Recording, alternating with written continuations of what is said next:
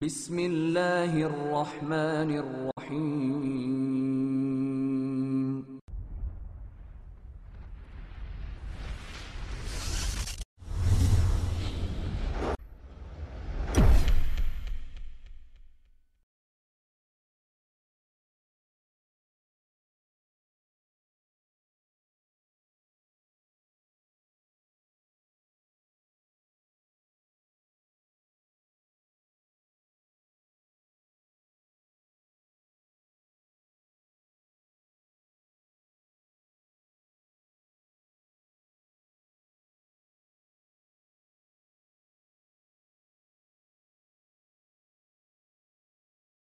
السلام علیکم ورحمۃ اللہ وبرکاتہ۔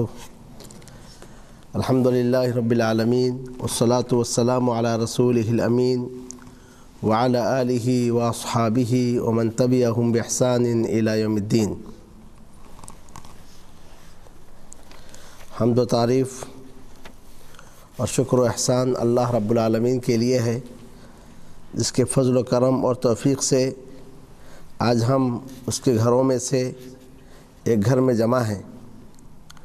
اللہ عز و جل سے میری دعا ہے کہ وہ ہماری اس مجلس کو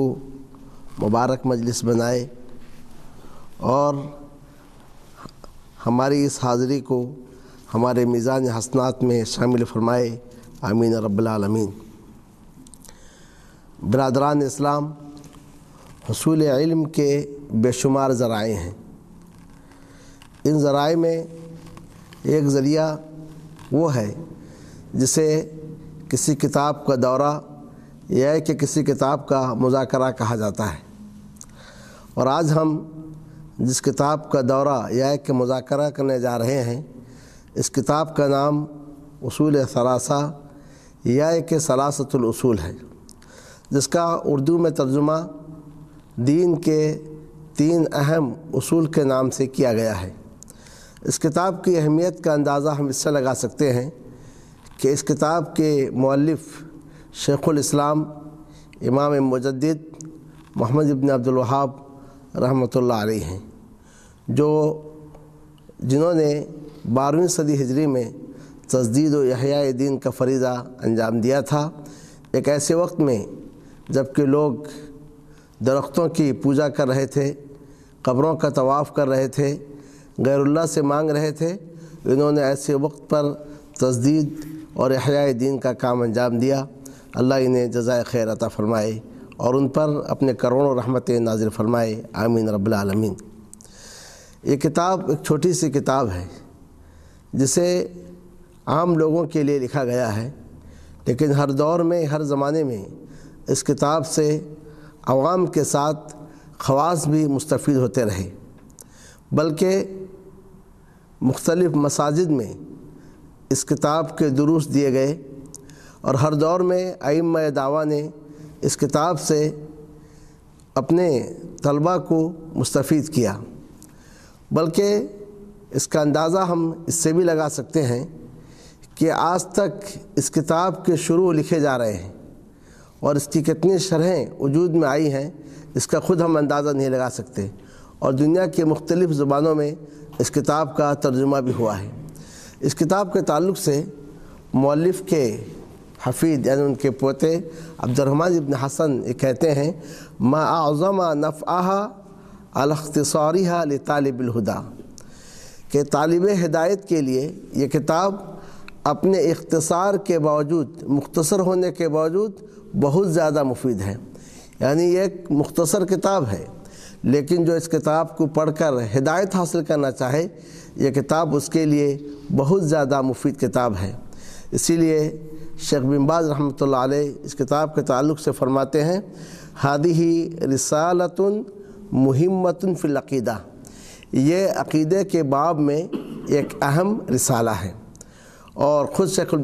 عبدالعزیز بن باز رحمۃ اللہ علیہ کہتے ہیں کہ شیخ محمد عبد الوہاب جو اس کتاب کے مؤلف ہیں، یہ اس کتاب میں جو اصول بیان کیے گئے ہیں انہیں عوام کے ساتھ خواص کو اور اپنے طلباء کو بھی پڑھاتے تھے اور یاد کرواتے تھے اور اس کی تلقین کیا کرتے تھے۔ اور مفتی مملکت عربیہ سعودیہ کے تعلق سے آتا ہے کہ یہ بھی جو ہے اس کتاب کو جو ہے اپنے دروس میں شامل کیے تھے اور اس کو پڑھاتے تھے۔ آئیے ہمیں جاننے کی کوشش کریں کہ اس کتاب کا مضمون کیا ہے، یا وہ کون سے مضامین ہیں جو اس کتاب میں بیان کیے گئے ہیں۔ جیسا کہ ابھی آپ نے اس کتاب کا نام سنا، تو اس کا نام ہے اصول ثلاثہ، دین کے 3 اہم اصول۔ یہ شیخ الاسلام امام مجدد محمد بن عبد الوہاب رحمۃ اللہ علیہ کی بصیرت تھی کہ انہوں نے حدیث براء ابن عازب کو سامنے رکھتے ہوئے دین کے 3 اہم اصول کو مستنبط کیا، اور یہ وہ 3 اہم اصول ہیں جن پر انسان کی دنیاوی اور اخروی زندگی کی سعادت کا دار و مدار ہے، اور یہ وہ 3 باتیں ہیں جن کے تعلق سے انسان کو قبر میں انسان کو ان کے تعلق سے پوچھا جائے گا۔ جیسا کہ حدیث براء ابن عازب میں ہے کہ جب انسان کو قبر میں دفن کیا جاتا ہے تو اس کے بعد 2 فرشتے آتے ہیں، اس سے 3 سوالات کرتے ہیں، من ربک، ما دینک، اور تیسرا سوال یہ ہے کہ یہ کون شخص ہے جسے تم میں بھیجا گیا تھا۔ تو گویا رب کے تعلق سے، دین کے تعلق سے اور رسول کے تعلق سے پوچھا جائے گا۔ حتیٰ کہ کل قیامت کے روز بھی جو اہم سوالات ہوں گے ان میں ایک سوال یہ ہوگا، ماذا کنتم تعبدون، تم کس کی عبادت کرتے تھے، اور دوسرا سوال یہی ہوگا، ماذا اجبتم المرسلین، تم نے رسولوں کا کیا جواب دیا ہے۔ تو اس سے یہ بات معلوم ہوئی کہ دنیاوی زندگی کی سعادت اور اخروی زندگی کی سعادت دونوں کا دار و مدار ان 3 سوالات پر ہے۔ تو مؤلف رحمۃ اللہ علیہ نے ان 3 سوالات کو سامنے رکھتے ہوئے اس کتاب کو ترتیب دی، اور اس کا نام اصول ثلاثہ یا ثلاثۃ الاصول رکھا ہے۔ لیکن اصل کتاب سے پہلے مؤلف رحمۃ اللہ علیہ کے 3 رسائل کو اس کتاب کے ساتھ شامل کیا گیا ہے۔ اس میں اختلاف ہے کیا مؤلف رحمۃ اللہ علیہ نے ان 3 رسائل کو اس کتاب کے ساتھ لکھا تھا، یا کہ مؤلف رحمۃ اللہ علیہ کے یہ الگ سے رسائل تھے جنہیں بعد میں ان کے شاگردوں نے اس کتاب کے ساتھ شامل کر دیا ہے۔ مگر چونکہ یہ 3 رسائل متداول ہیں اس کتاب کے ساتھ اور ہمیشہ مطبوع ہے، اس لیے جب کبھی اس کتاب کو پڑھایا جاتا ہے یا کہ اس کی تشریح کی جاتی ہے تو اس کتاب کے ساتھ ان 3 رسائل کی بھی تشریح کی جاتی ہے اور انہیں پڑھایا جاتا ہے۔ ان 3 رسائل میں پہلا رسالہ اس باب میں ہے کہ وہ کون سے امور ہیں جنہیں اپنانے کے بعد انسان خسران اور ناکامی سے باہر آ جاتا ہے، اور دوسرا رسالہ اس باب میں ہے کہ توحید ربوبیت اور توحید الوہیت اور اس کے تقاضے کیا ہیں، کیونکہ پہلے مرحلے میں یہ بتلایا کہ وہ کون سے اسباب ہیں جنہیں اپنانے کے بعد انسان خسران اور ناکامی سے باہر آتا ہے، تو دوسرے باب میں یہ بتلایا کہ انسان کی تخلیق کا مقصد کیا ہے اور کس مقصد کے لیے انسان کو پیدا کیا گیا ہے، اور اسی کے ساتھ تیسرے باب میں یا کہ تیسرے رسالہ میں مؤلف رحمۃ اللہ علیہ نے یہ بتلایا کہ توحید کی تعریف کیا ہے اور توحید کی ضد کی تعریف کیا ہے۔ آئیے ہم سب سے پہلے رسالے کے تعلق سے پڑھیں۔ مؤلف رحمۃ اللہ علیہ فرماتے ہیں، اعلم رحمک اللہ، مؤلف رحمۃ اللہ علیہ نے اپنے اس رسالہ کا آغاز بسم اللہ سے کیا اور کہا، بسم اللہ الرحمن الرحیم، اعلم رحمک اللہ انہ یجب علینا تعلم 4 مسائل، الاولى العلم وهو معرفۃ اللہ ومعرفۃ نبیہ ومعرفۃ دین الاسلام بالادلہ۔ الثانیۃ العمل به، الثالثۃ الدعوۃ الیہ، الرابعۃ الصبر علی الاذی فیہ۔ اللہ کے نام سے جو بڑا مہربان اور نہایت رحم کرنے والا ہے۔ اب جان لیں اللہ آپ پر رحم فرمائے کہ ہم پر 4 مسائل کا جاننا اور سیکھنا واجب ہے۔ پہلا مسئلہ علم حاصل کرنا ہے، اس سے مراد اللہ تعالیٰ کی معرفت، اس کے نبی کی معرفت اور دین اسلام کو دلائل کے ذریعے جاننا ہے، اور دوسرا مسئلہ اس پر عمل کرنا ہے، اور تیسرا مسئلہ اس کی جانب دعوت دینی ہے، اور چوتھا مسئلہ اس راستے میں جو بھی تکلیف ہو اس پر صبر کرنا ہے۔ تو یہ وہ 4 باتیں ہیں جن کا جاننا ہم پر فرض ہے۔ تو مؤلف رحمۃ اللہ علیہ نے اپنے اس رسالہ کا آغاز بسم اللہ سے کیا، اور بسم اللہ سے اپنے رسالہ کے آغاز میں مقصود یہ ہے اللہ کے نام سے تبرک حاصل کیا جائے، اللہ عز و جل سے استعانت اور مدد طلب کی جائے، اور اس میں قرآن مجید کی اقتدا بھی ہے اور نبی کریم صلی اللہ علیہ وسلم کی اقتدا بھی ہے۔ قرآن مجید کے ہر صورت میں سورہ برات کے علاوہ اس کا آغاز بسم اللہ سے کیا گیا ہے، اور رسول کریم صلی اللہ علیہ وسلم جب ملوک اور بادشاہوں کے نام خط لکھا کرتے تھے تو اس کے آغاز میں بسم اللہ لکھا کرتے تھے۔ اور ایک حدیث جو مشہور ہے جس میں اگرچہ ضعف ہے، تو اس حدیث میں یہ ہے کہ ہر وہ اہم معاملہ جس کی ابتدا اللہ کے نام سے نہ ہو تو وہ بے برکت یا کہ دم کٹا ہے۔ تو الغرض مؤلف رحمۃ اللہ علیہ نے اپنے اس رسالہ کا آغاز بسم اللہ سے کیا، اور اس کے بعد کہا اعلم رحمک اللہ، تم جان لو اللہ تم پر رحم فرمائے۔ تو اس سے ہم یہ اندازہ لگا سکتے ہیں کہ مؤلف رحمۃ اللہ علیہ کہ کس انداز سے اپنے اس کتاب کے قاری کے لیے یا کہ اپنے مخاطبین کے لیے خیر خواہ ہیں، کہ سکھانے سے پہلے اس کے لیے جو ہے رحمت کی اور مغفرت کی دعا کرتے ہیں۔ تو یہیں سے ہمیں یہ درس ملتا ہے کہ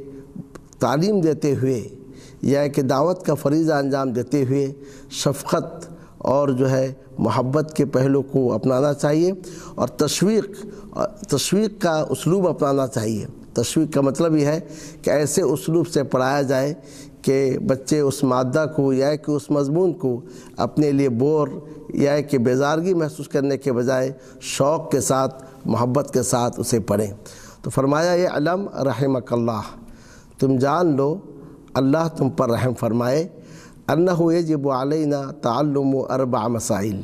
کہ ہم پر 4 مسائل کا سیکھنا واجب ہے۔ تو واجب ہے تو اس کا مطلب یہ نکلا کہ اس میں کسی کو کوئی چھٹکارا نہیں ہے، ہر شخص کو، علینا ہم پر، یعنی ہر شخص کو، چاہے وہ مرد ہو چاہے وہ عورت ہو یا کس طریقے سے، چاہے وہ بچے ہوں یا کہ بوڑھے ہوں، سب کو یہ چاہیے کہ ان مسائل کو جانیں۔ کیوں ان مسائل کو جاننا ہے؟ جیسا کہ آگے بتلایا کہ یہ وہ مسائل ہیں جنہیں جاننے کے بعد یا جنہیں اپنانے کے بعد انسان نقصان سے، خسران سے باہر نکل آتا ہے۔ چونکہ کامیابی کا دار و مدار ان 4 مسائل پر ہے، تو لہٰذا ان 4 مسائل کا جاننا ہم سب پر ضروری ہے۔ اور ان 4 مسائل میں سے پہلا مسئلہ ہے علم۔ علم کی بے شمار انواع اور اقسام ہیں، لیکن یہ علم سے مراد کیا ہے؟ علم سے مراد وہ علم ہے جس کا جاننا ہر ایک پر ضروری ہے، جس سے کوئی بچ نہیں سکتا ہے، جس سے کسی کو چھٹی نہیں مل سکتی ہے۔ تو آگے اس کی تشریح کی ہے کہ علم سے مراد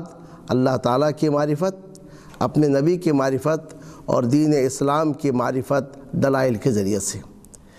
تو اس سے ہم علم کی اہمیت کا اندازہ لگا سکتے ہیں، اور علم میں ان چیزوں کا علم کہ جن کے ذریعے ہمیں اللہ اور اس کے دین اور اس کے نبی کی معرفت حاصل ہو جائے۔ ان 3 باتوں کی اہمیت کا اندازہ ہم اس سے لگا سکتے ہیں کہ یہ وہ 3 باتیں ہیں، جب تک انسان ان 3 باتوں کا علم حاصل نہیں کرے گا، جانکاری حاصل نہیں کرے گا، تو سوائے گمراہی کے کوئی چیز اس کے ہاتھ نہیں آئے گی۔ ان 3 باتوں میں سے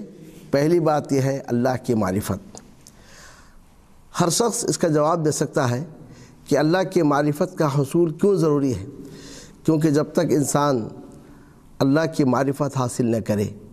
کہ میرا رب کون ہے، کن باتوں سے خوش ہوتا ہے، کن باتوں سے ناراض ہوتا ہے، اس کے نام کیا ہیں، اس کی صفات کیا ہے، تو بصیرت کے ساتھ اپنے رب کی عبادت نہیں کر سکتا ہے۔ اور پھر اس کے بعد جب تک وہ رب کے نام اور صفات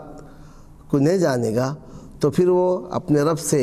محبت نہیں کر سکتا ہے جیسا کہ محبت کرنی چاہیے۔ اسی لیے قرآن مجید میں ان لوگوں کی مذمت کی گئی، برائی کی گئی کہ جو اللہ عز و جل کی صحیح معرفت حاصل نہیں کرتے۔ وما قدر اللہ حق قدری، انہوں نے اللہ کو نہیں پہچانا جیسا کہ پہچاننا چاہیے تھا۔ ما لکم لا ترجون للہ وقارا،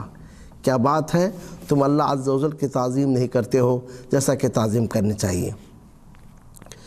تو ان تین باتوں میں جن کا علم حاصل کرنا ضروری ہے، تو پہلی بات جو ہے اللہ تعالیٰ کی معرفت ہے، اور اس کی اہمیت کا اندازہ آپ اس سے بھی لگا سکتے ہیں کہ آج کی اس دنیا میں انسانوں کو اس انداز سے گمراہ کرنے کی کوشش کی جاتی ہے کہ یہ مختلف راستے ہیں، لیکن حقیقت میں سارے کے سارے راستے ایک جگہ ملتے ہیں۔ جیسا کہ ہم نے خود ہندوستان میں دیکھا ہے کہ بہت سارے اسٹیشنوں پہ یا کہ پہلے جو لفافے آتے تھے اس میں یہ لکھا ہوا رہتا تھا کہ ہندوؤں کا رام اور عیسائیوں کا مسیح اور مسلمانوں کا اللہ، تینوں ایک ہیں، یعنی نام بس الگ ہے، چاہے آپ اسے رام کہو، چاہے اسے اللہ کہو، چاہے تم اسے مسیح کہو، نعوذ باللہ۔ لیکن جب کوئی انسان اللہ کی معرفت حاصل کر لے، اللہ کے نام اور صفات سے واقفیت حاصل کر لے، تو پھر وہ اس قسم کی باتوں میں نہیں بہکے گا۔ مثلا اللہ عز و جل کے تعلق سے ہم سب یہ جانتے ہیں لم یلد ولم یولد، نہ وہ جنا ہے نہ وہ جنا گیا ہے، یعنی مطلب یہ ہے کہ نہ کوئی اس کا بیٹا ہے نہ کوئی اس کا باپ ہے۔ اب اس کے بعد اس حقیقت کو جاننے کے بعد جب ہم ہندوؤں کے معبود کے پاس آتے ہیں جسے وہ رام کہتے ہیں، تو اس کے بارے میں خود وہ کہتے ہیں کہ اس کی ایک جنم بھومی ہے جہاں اس کی ولادت ہوئی ہے، تو جس کی ولادت ہوئی ہے وہ اللہ نہیں بن سکتا ہے۔ ایسے ہی عیسیٰ علیہ السلام کے پاس آتے ہیں کہ جنہیں ان کے ماننے والوں نے رب مان لیا، معبود بنا لیا، اللہ تعالیٰ ان کے تعلق سے فرماتا کانا یاکلان الطعام ویمشیان فی الاسواق، جسے کھانے اور پینے کی ضرورت ہو وہ کیسے معبود ہو سکتا ہے؟ تو لہذا معرفت العبد ربہ یہ بہت ضروری ہے کہ انسان اپنے رب کی معرفت کو حاصل کرے۔ تو رب کی معرفت حاصل کرنے کے بے شمار فوائد ہیں، ان میں سے ایک تو یہ ہے کہ وہ اپنے رب سے محبت کرے گا، اور دوسرا یہ ہے کہ جب رب کی معرفت اسے حاصل ہو جائے گی تو اس کے نتیجے میں کہ وہ بصیرت کے ساتھ اپنے رب کی عبادت کرے گا کہ کس کی وہ عبادت کر رہا ہے۔ اسی لیے ابن القیم رحمۃ اللہ علیہ فرماتے ہیں من عرف اللہ باسمائہ وصفاتہ وافعالہ احبہ لا محالہ، جو اللہ کی معرفت حاصل کرے، اللہ کو پہچان لے، اس کے نام، اس کے صفات اور اس کے افعال کے ذریعے وہ لا محالہ اللہ عز و جل سے محبت کرنے لگے گا۔ تو الغرض علم، ضروری علم جس کا حاصل کرنا ہر ایک پر فرض ہے، تو ضروری علم میں سے پہلا حصہ یہ ہے کہ انسان اپنے رب کی معرفت حاصل کرے۔ یہیں سے آپ اس حدیث کی اہمیت کا اندازہ لگا سکتے ہیں جس میں یہ ہے کہ اللہ عز و جل کے 99 نام ہیں، جو ان نام کا احصاء کر لے وہ جنت میں داخل ہو جائے گا۔ احصاء کا مطلب ان کو یاد کرے، اس کے معنی اور مفہوم کو جانے، اس میں تدبر کرے، تو پھر وہ اس کے مطابق زندگی گزارے گا اور وہ جنت میں داخل ہو جائے گا۔ تو دوسری چیز جس کا جاننا ضروری ہے وہ یہ ہے معرفت نبی، کہ اللہ عز و جل کے نبی کی معرفت۔ نبی کی معرفت کیوں ضروری ہے؟ اس لیے کہ نبی ہمارے اور اللہ تعالیٰ کے درمیان واسطہ ہے۔ اللہ عز و جل نے اپنے نبی پر وہ احکام نازل کیے ہیں جنہیں عمل کرنے کے بعد انسانیت کو سعادت حاصل ہوتی ہے۔ تو لہذا اللہ عز و جل کن باتوں سے راضی ہوتا ہے اور کن باتوں سے ناراض ہوتا ہے، تو اس کا طریقہ ایک ہی ہے، اور وہ طریقہ یہ ہے کہ ہم نبی کی معرفت حاصل کریں۔ جب تک آپ اپنے نبی کو نہیں پہچانیں گے تو پھر آپ صحیح طور سے اللہ عز و جل کی عبادت نہیں کر سکتے ہیں۔ اور یہی وجہ ہے کہ جب لوگوں نے نبی کی معرفت حاصل نہیں کی تو وہ ہر ایک کے قول کو، ہر ایک کی بات کو، جس کو انہوں نے محبت کیا، جس کو پسند کیا، اس کی بات کو، اس کے قول کو انہوں نے اسے دین سمجھا اور اس کے مطابق عمل کرنے کی کوشش کی۔ تو لہذا یہ علم میں سے دوسرا علم جس کا حاصل کرنا ضروری ہے وہ یہ ہے کہ ہم نبی کی معرفت حاصل کریں۔ اور تیسری چیز وہ یہ ہے کہ معرفت دین الاسلامی بالادلہ، کہ دین اسلام کو دلائل کے ذریعے سے جانیں۔ تو یہ تین باتیں ہوئیں، اللہ عز و جل کی معرفت، اللہ عز و جل کو پہچاننا، نبی کی معرفت کہ آپ کا نبی کون ہے، اور تیسری چیز دین اسلام کی معرفت، یعنی وہ دین جس کے ذریعے آپ اللہ تعالیٰ کی عبادت کرتے ہیں وہ دین کون سا ہے۔ اس سرزمین میں بے شمار ادیان ہیں، بے شمار مذاہب پائے جاتے ہیں، اور ہر دین والا، ہر مذہب والا یہ کہتا ہے کہ یہ وہ دین ہے جس سے آپ اللہ عز و جل کا تقرب حاصل کر سکتے ہیں، جس سے آپ کو دنیا میں سعادت اور آخرت میں نجات ملے گی۔ لیکن یہ جاننا ضروری ہے کہ حقیقت میں وہ دین کون سا دین ہے جس سے اللہ عز و جل کا ہم تقرب حاصل کر سکتے ہیں۔ تو قرآن مجید میں اللہ عز و جل نے صاف اور واضح انداز میں فرمایا کہ ان الدین عند اللہ الاسلام، اللہ کے پاس دین اسلامی ہے، اور اس جگہ فرمایا کہ جو اسلام کے علاوہ کسی اور دین کو اپنائے گا فلن یقبل منہ وہو فی الآخرۃ من الخاسرین۔ اور افسوس کی بات یہ ہے کہ آج کے دور میں مختلف اوقات میں تقریب بین الادیان کی کوشش کی جاتی ہے، یعنی کہا جاتا ہے کہ کچھ حصہ جو ہے نصرانیت سے، کچھ حصہ یہودیت سے، کچھ حصہ کسی اور سے لے کر جو ہے اس طریقے سے اتحاد کی کوشش کی جائے۔ جب تک آپ اپنے دین کو نہیں جانیں گے تو اس کا نتیجہ یہ ہوگا کچھ ادھر سے لیں گے، کچھ ادھر سے لیں گے۔ لیکن جب انسان اپنے دین کو جان لے گا تو پھر اس کے بعد ہر قسم کے شبہات سے اپنے آپ کو محفوظ کر لے گا۔ یہاں مؤلف رحمۃ اللہ علیہ نے ایک لفظ کا اضافہ کیا ہے، وہ ہے بالادلہ، کہ دین اسلام کی جو معرفت آپ حاصل کریں گے تو یہ دلائل کے ذریعے سے۔ تو دلیل کیا ہے؟ اس کا جواب یہ ہے، دلیل یا تو اللہ کی کتاب ہے یا پھر اس کے رسول صلی اللہ علیہ وسلم کی سنت ہے۔ کہ قرآن مجید میں بار بار اس دلیل پر کا ذکر کیا گیا، الحق من ربک فلا تکونن من الممترین، حق تیرے رب کی جانب سے ہے۔ تو کوئی کسی چیز کے بارے میں یہ فیصلہ کرنے کے لیے کہ وہ حق ہے یا کہ باطل ہے، اس کا معیار کیا ہے؟ سواد اعظم کو نہیں دیکھا جائے گا، یا کہ اس کو نہیں دیکھا جائے گا اس کے ماننے والے کتنے ہیں، یا کہ اس میں کتنے فائدے ہیں، بلکہ یہ دیکھا جائے گا کیا یہ رب کی جانب سے ہے یا کہ رب کی جانب سے نہیں ہے۔ تو رب کی جانب سے ہونے کے لیے دو چیزیں ہیں، یا تو وہ وحی جلی ہو یا پھر وہ وحی خفی ہو۔ تو وحی جلی یہ قرآن مجید کی شکل میں موجود ہے، اور وحی خفی احادیث صحیحہ کی شکل میں موجود ہے۔ تو الغرض معرفت دین الاسلامی بالادلہ، دین اسلام کو دلائل کے ذریعے سے جاننا ہے، اور اللہ عز و جل نے اس کا فیصلہ اس وقت کر دیا جب کہ آدم علیہ السلام کو زمین پر اتارا اور کہا فَإِمَّا يَأْتِيَنَّكُم مِّنِّي هُدًى فَمَن تَبِعَ هُدَايَ فَلَا خَوْفٌ عَلَيْهِمْ وَلَا هُمْ يَحْزَنُونَ۔ جب آئے تمہارے پاس میری جانب سے ہدایت، تو ہدایت کس کی جانب سے؟ میری جانب سے۔ تو وہ ہدایت وہ ہے جو اللہ عز و جل کی جانب سے ہے۔ اب یہ سوال پیدا ہوتا ہے کہ ایک عام انسان جو دلائل کو جانتا نہیں ہے وہ کیسے دین اسلام کو دلائل کے ذریعے سے جان سکے گا؟ تو اس کا جواب یہ ہے، اللہ عز و جل نے فرمایا فَاسْأَلُوا أَهْلَ الذِّكْرِ إِن كُنتُمْ لَا تَعْلَمُونَ، اگر تم نہیں جانتے ہو تو اہل ذکر سے پوچھو۔ تو عامی کے لیے سوال ہے، لیکن سوال کرتے ہوئے یہی سوال کرے گا کہ اس مسئلے میں بتلاؤ کہ قرآن مجید میں کیا ہے، صحیح احادیث میں کیا ہے، یا کہ اس مسئلے میں اللہ عز و جل اور اس کے رسول کا فرمان کیا ہے۔ تو عامی بس اتنا ہی مکلف ہے، اور اس کے مطابق جو اس کو بتایا جائے کہ یہی اللہ کا فرمان ہے، یہی رسول کا فرمان ہے، اس پر وہ عمل کیا تو پھر اس کا بیڑا پار ہے۔ تو الغرض یہ وہ تین باتیں ہیں جن کا جاننا ضروری ہے۔ تو پہلی بات یہ ہے کہ رب کی معرفت، اور دوسری بات یہ ہے کہ نبی کی معرفت، اور تیسری بات یہ ہے کہ دین اسلام کی معرفت دلائل کے ذریعے سے۔ اور ابھی آپ نے اندازہ لگا لیا ہوگا کہ ان تین باتوں کا علم کیوں ضروری ہے، کہ یہ وہ تین باتیں ہیں جن پر انسان کے نجات موقوف ہے۔ اگر انسان ان تین باتوں سے واقف نہ ہو تو پھر وہ گمراہی کی وادیوں میں بھٹکتا پھرے گا۔ اسی لیے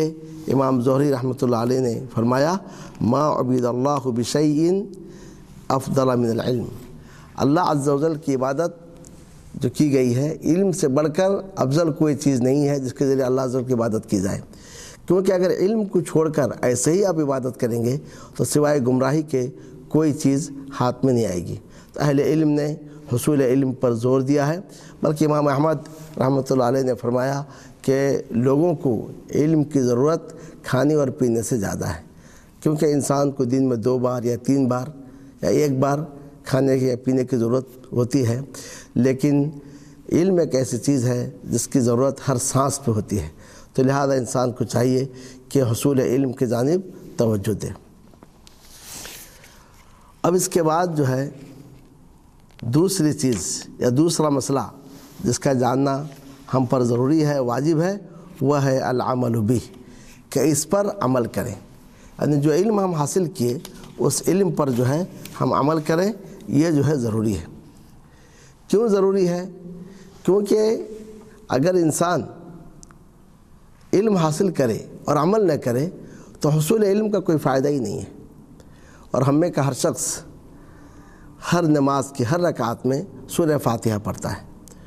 اور اس کے آخر میں یہی کہتا ہے غیر المغضوب علیہم ولا الضالین، یعنی اللہ تو ہمیں ان لوگوں کے راستے پہ چلا جن پر تو نے انعام کیا ہے، اور ان کے راستے پہ نہ چلا جن پر تیرا غضب نازل ہوا ہے یا جو گمراہ ہے۔ تو غضب کن پر نازل ہوا؟ گمراہ کون ہے؟ غضب یہود پر نازل ہوا اور گمراہ نصارہ ہیں۔ یہود کو مغضوب علیہم کیوں کہا جاتا ہے؟ کیونکہ ان کے پاس علم تھا لیکن اس پر عمل نہیں تھا، اور نصارہ کو ضالین اور گمراہ اس لیے کہا جاتا ہے کیونکہ وہ بغیر علم کے عمل کیے جاتے تھے، جیسا کہ آج دیکھتے ہیں بہت ساروں کو بغیر علم کے دین میں نیا نیا طریقہ، نئے نئے وظیفے، نئے نئے اوراد، نئے نئے اذکار، نئے نئے طریقے ایجاد کر لیے ہیں اور اس پر ثواب بھی متعین کر دیتے ہیں۔ تو گویا علم کے ساتھ عمل ضروری ہے، جیسا کہ عمل کے لیے علم کا ہونا ضروری ہے۔ تو لہذا مؤلف رحمۃ اللہ علیہ نے اپنے اس رسالہ میں فرمایا کہ ہمیں جن باتوں کا جاننا ضروری ہے یا جن 4 باتوں کا جاننا ضروری ہے، ان میں پہلی چیز علم ہے، تو دوسری چیز اس علم پر عمل کرنا ہے۔ تو عمل کی اہمیت چند باتوں سے ظاہر ہوتی ہے۔ ان میں سے پہلی بات یہ ہے کہ عمل جو ہے یہ علم کا ثمرہ ہے، یعنی علم حاصل اس لیے کیا جاتا ہے تاکہ اس پر عمل کیا جائے۔ اب اگر کوئی شخص علم حاصل کرتا ہے اور عمل نہیں کرتا ہے تو علم حاصل کرنے کا کوئی فائدہ نہیں ہے۔ اور دوسرا فائدہ یہ ہے کہ جب آپ علم کے ساتھ عمل کریں گے تو اس کے نتیجے میں وہ علم آپ کے دل و دماغ میں راسخ ہو جائے گا، جیسا کہ بعض سلف نے کہا کنا نستعین علی حفظ الحدیث بالعمل بھی، ہم حدیث پر عمل کر کے حفظ حدیث پر مدد حاصل کرتے تھے۔ مثلا کوئی حدیث ہم نے پڑھ لی ہے تو اس پر عمل کرتے تھے، جب ہم اس پر عمل کرتے تھے تو وہ حدیث ہمیں یاد ہو جاتی تھی۔ اور حتیٰ کہ صحابہ کرام کے تعلق سے آتا ہے کہ جب ہم 10 آیتیں پڑھ لیتے تو 11ویں آیت پڑھنے سے پہلے ہم 10 آیتوں پر عمل کرتے تھے۔ اس کا مطلب یہ ہے کہ یعنی جیسے پڑھتے تھے ویسے عمل کرتے ہوئے جاتے تھے۔ اور پھر تیسری بات یہ ہے، جیسا کہ بعض سلف نے کہا ہے کہ جو شخص علم حاصل کر کے عمل نہیں کرتا ہے تو اس کو عالم نہیں بلکہ اس کو جاہل ہی کہیں گے، جیسا کہ فضیل ابن عیاض کے تعلق سے ہے کہ وہ کہتے ہیں لا یزال العالم جاہلا حتی یعمل بعلمہ فاذا عمل بھی کان عالما، عالم برابر جاہل رہتا ہے جب تک کہ وہ عمل نہ کرے، جب وہ عمل کر لیا اب سمجھو کہ وہ عالم ہو گیا۔ اور چوتھی بات یہ ہے کہ انسان جب علم حاصل کرتا ہے اور عمل نہیں کرتا ہے تو کل قیامت کے روز اسے اس کے تعلق سے پوچھا جائے گا، اور اس کا یہ عمل اس کے لیے حسرت اور پچھتاوا کا باعث بنے گا، جیسا کہ حدیث شریف میں ہے کہ لا تزول قدم عبد یوم القیامہ حتی یسأل عن عمرہ فیما افنا وعن علمہ فیما فعل، کل قیامت کے روز بندے کے دونوں قدم اس وقت تک آگے نہیں بڑھیں گے جب تک اسے اس کی عمر کے تعلق سے پوچھا جائے گا اس عمر کو کس میں لگایا ہے، اور اس کے علم کے تعلق سے پوچھا جائے گا کہ اس علم سے اس نے کیا عمل کیا ہے۔ تو لہذا اس سے یہ بات معلوم ہوئی کہ علم کے ساتھ عمل کرنا ضروری ہے، کیونکہ جو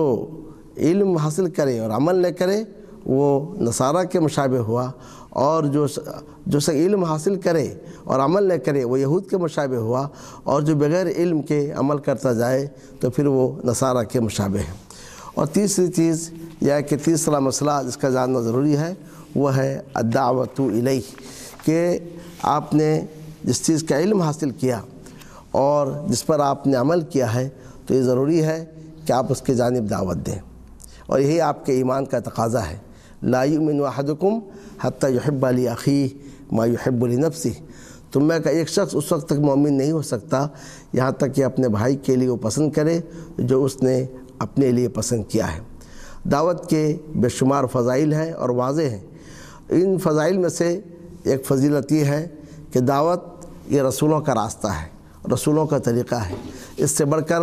دعوت کے لیے اور کیا شرف اور دعات کے لیے اور کیا فضیلت ہو سکتی ہے۔ رسول کریم صلی اللہ علیہ وسلم کو اللہ عز و جل نے حکم دیا کہ وہ کہیں قل هذه سبیلی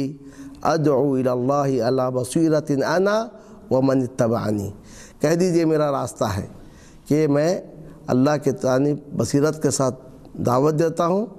اور وہ جنہوں نے میری اتباع کی ہے۔ تو اس سے معلوم ہوا کہ دعوت و تبلیغ کا راستہ یہ انبیاء اور رسولوں کا راستہ ہے، اور دعوت و تبلیغ کے لیے اس سے بڑھ کر اور کیا فضیلت اور کیا جو ہے شرف ہو سکتا ہے۔ پھر دوسری بات یہ ہے کہ دنیا میں جتنی اقوال ہیں، جتنی باتیں ہیں، ان ساری باتوں میں سب سے اہم، سب سے افضل، سب سے اچھی بات وہ ہے جس میں اللہ عز و جل کی جانب دعوت دی جائے۔ ومن احسن قولا ممن دعا الی اللہ وعمل صالحا وقال اننی من المسلمین، اس سے اچھی بات کس کی ہو سکتی ہے جو اللہ عز و جل کی جانب بلائے۔ آج دنیا میں لوگ مختلف باتوں کی جانب بلاتے ہیں، بہت سارے لوگ اپنے لیڈروں کی جانب بلاتے ہیں، کچھ لوگ اپنے زعماء کی جانب، کچھ لوگ اپنے بزرگوں کی جانب، کچھ لوگ اپنی جماعتوں کی جانب، کچھ لوگ اپنے اکابر کی جانب، کچھ لوگ اپنے افکار و تصورات کی جانب۔ لیکن ان ساری باتوں میں سب سے افضل، سب سے احسن بات وہ ہے کہ جس میں اللہ عز و جل کی جانب بلائی جائے۔ تو یہیں سے ایک بات واضح ہو کر ہمارے سامنے آتی وہ یہ ہے کہ کسی چیز کو دعوت کہنے سے وہ دعوت نہیں بنتی ہے،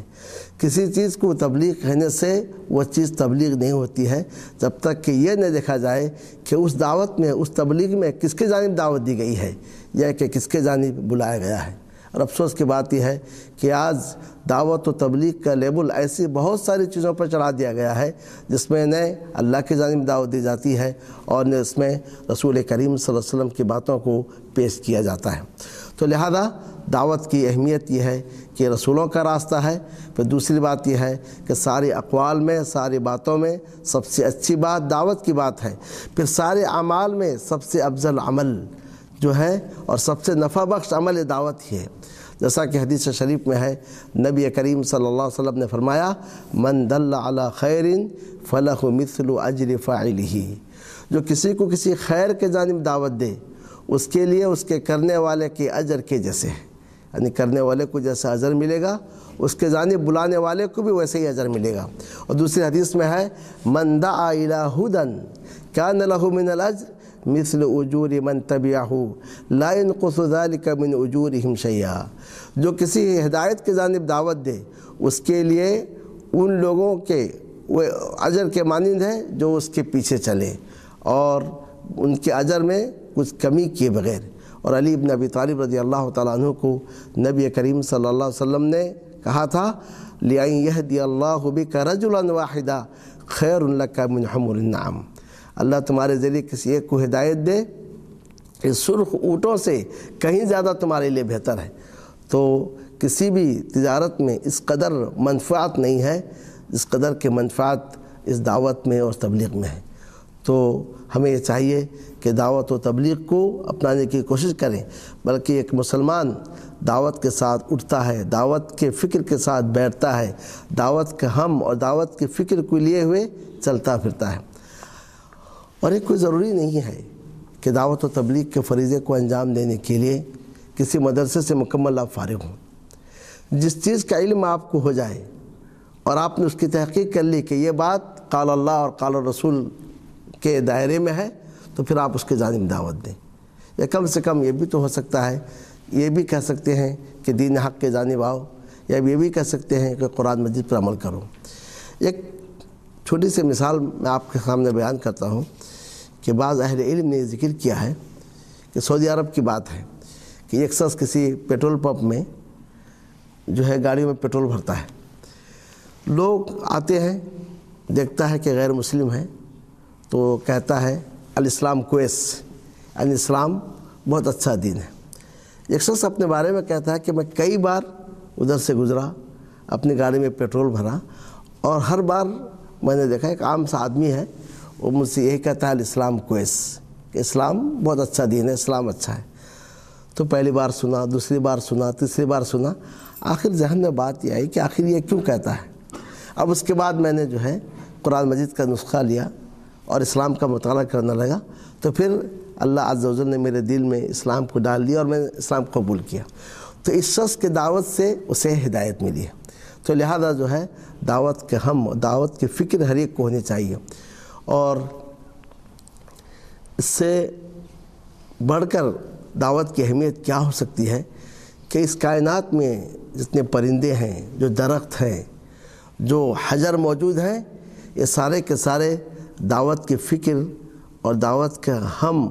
اور جذبہ کو لیے ہوئے ہیں۔ اندازہ اس سے لگا سکتے ہیں کہ اس حدیث سے کہ نبی کریم صلی اللہ علیہ وسلم کے سامنے سے ایک جنازہ گزرا، آپ نے فرمایا مستریح اور مستراح من،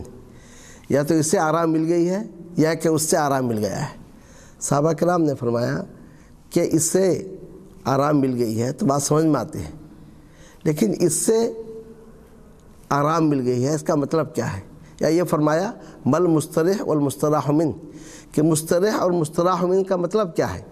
تو آپ صلی اللہ علیہ وسلم نے فرمایا کہ جب مومن دنیا سے جاتا ہے تو دنیا کی تھکان، دنیا کی مشقت، دنیا کی تکلیفوں سے اسے آرام حاصل ہو جاتا ہے،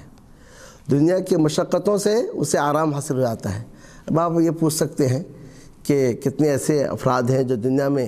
جو مومن بھی ہیں، مسلمان بھی ہیں، دنیا میں عیش و آرام سے جیتے ہیں، تو انہیں کیسے دنیا کے تھکان اور مشقت سے آرام حاصل ہو جاتا ہے؟ آخرت کے نعمت کے مقابل میں دنیا میں انہیں جو بھی نعمت ملی ہے وہ مشقت ہی ہے اور ان کے لیے جو ہے تکلیف کا باعث ہی ہے۔ جیسا کہ وہ مشہور واقعہ ہے کہ ابن حجر رحمۃ اللہ علیہ جو مصر کے تھے، ایک مصر کا کوئی دیہاتی جو نصرانی تھا راستے میں ان سے ملا۔ اس کے لباس پھٹے پرانے تھے کیونکہ کھیت وت میں کام کرتا تھا، اور ابن حجر رحمۃ اللہ علیہ اچھا لباس، اچھی وضع قطع سے تھے۔ تو کہا اس نے کہ تم تو یہ کہتے ہو کہ دنیا سجن للمؤمن، مومن کے لیے قید خانہ ہے اور کافر کے لیے جنت ہے۔ دیکھو میں کافر ہوں اور تم مومن ہو، میری حالت دیکھو اور تمہاری حالت دیکھو، کہ دنیا مومن کے لیے قید خانہ ہے اور کافر کے لیے جنت ہے۔ میں کافر ہوں اور دیکھو میرے کپڑے پھٹے پرانے ہیں، روزی نہیں مل رہی ہے، دن بھر مشقت کرنا پڑتا ہے، تکلیف اٹھانی پڑتی ہے، کبھی بھوکے پھاقے سے رہنا پڑتا ہے، تو کیسے جو ہے، اور تم آرام سے ہو، اچھے لباس پہنے ہوئے ہو اور جسم سے جو خوشبو جو ہے مہک رہی ہے، تو کیسے یہ تمہارے لیے قید خانہ اور کیسے میرے لیے جنت ہے؟ ابن حجر رحمۃ اللہ علیہ نے اس کے جواب میں کہا کہ کافر کے لیے وہاں جو عذاب ہے اور وہاں پر جو تکلیف ہے، یہ ساری تکلیفیں اس کے لیے جنت ہی ہے، اور مومن کے لیے وہاں جو نعمتیں ہیں، یہ ساری کی ساری نعمتیں اس کے لیے قید خانے کے جیسے ہیں۔ تو الغرض کہنے کا مقصد یہ ہے کہ نبی کریم صلی اللہ علیہ وسلم نے فرمایا کہ مومن جب دنیا سے جاتا ہے تو دنیا کی مشقت اور دنیا کی تکلیفوں سے اسے آرام حاصل ہو جاتا ہے، لیکن جب کافر یا کہ منافق دنیا سے جاتا ہے تو اس سے درخت کو، پتھر کو اور جانوروں کو، سب کو آرام مل جاتا ہے۔ اس کا مطلب یہ نکلا کہ جب کوئی شخص اللہ کی زمین میں بیٹھتے ہوئے یا کسی بھی جگہ بیٹھ کر اللہ کی نافرمانی کرتا ہے، معصیت کرتا ہے، تو اس سے درخت کو بھی تکلیف ہوتی ہے، پتھر کو بھی تکلیف ہوتی ہے، جانور کو بھی تکلیف ہوتی ہے۔ تو دل میں یہ تکلیف محسوس کرنا، یہ جو ہے ایمان کا پہلا مرحلہ ہے، اور جب آپ دل میں تکلیف محسوس کریں گے تب آگے چل کر آپ اس کو روکیں گے منکر سے۔ آپ دیکھ رہے ہیں ایک شخص جو ہے سگریٹ پی رہا ہے اور آپ کو کوئی تکلیف ہی نہیں ہو رہی ہے، ایک شخص کو دیکھ رہے ہیں کہ وہ شراب پی رہا ہے، آپ کو کوئی تکلیف نہیں ہو رہی ہے، ایک شخص کو دیکھ رہے ہیں کہ نماز چھوڑ رہا ہے، آپ کو کوئی تکلیف ہی نہیں ہو رہی ہے، ایک شخص کو دیکھ رہے ہیں کہ منکر اور فواحش میں مبتلا ہے اور آپ کو کوئی تکلیف نہیں ہو رہی ہے، تو اس کا مطلب یہ ہے کہ اپنے ایمان کا جائزہ لینا چاہیے۔ تو لہذا ہمیں یہ چاہیے کہ امر بالمعروف اور نہی عن المنکر کا فریضہ انجام دیتے رہیں۔ اور وہ واقعہ بھی مشہور ہے کہ سلیمان علیہ السلام نے ایک مرتبہ اپنے لشکر کا جائزہ لیا اور دیکھا کہ ہدہد غائب ہے. کہا کہ جو ہے ہدہد یا تو کوئی دلیل لے کر آئے یا پھر میں اس کو ذبح کر دوں گا، اس کی سزا یہی ہے. تو تھوڑی دیر کے بعد فمکث غیر بعید، تھوڑی دیر میں ہدہد پہنچا تو اس نے کہا کہ احطت بما لم تحط به وجئتک من سبأ بنبأ یقین، میرے پاس وہ علم ہے اے سلمان جس کا علم تمہارے پاس نہیں ہے. قوم سبا کے پاس سے میں یقینی خبر لے کر آیا ہوں. اور آگے یہ پرندہ کہتا ہے انی وجدت امرأۃ تملکہم وأوتیت من کل شیء، میں نے ایک عورت کو دیکھا ہے جو ان کے مالک ہے، ہر چیز دیا گیا ہے، اس کے پاس عرش بھی ہے. اور میں نے اس کو اور اس کی قوم کو دیکھا کہ وہ اللہ کے علاوہ دوسروں کی سجدہ کرتے ہیں. تو پرندہ جب دیکھ رہا ہے کہ دو چیز پر نکیر کیا، ایک تو ایک عورت مالک ہے اور دوسری چیز یہ ہے کہ یہ لوگ اللہ کو چھوڑ کر سورج کی اور دوسری چیزوں کی عبادت کرتے ہیں. تو ایک پرندہ بھی جب دیکھتا ہے کہ اس کائنات میں اللہ کے علاوہ کسی اور کی عبادت کی جاتی ہے، وہ بھی اپنی جگہ جو ہے پریشان ہو جاتا ہے. اور وہ آیت آپ نے سنی ہوگی، سورہ مریم کی آیت ہے کہ اللہ تعالیٰ نے فرمایا کہ یہ جو اللہ کی جانب اولاد کو منسوب کرتے ہیں تو قریب ہے کہ آسمان پھٹ پڑے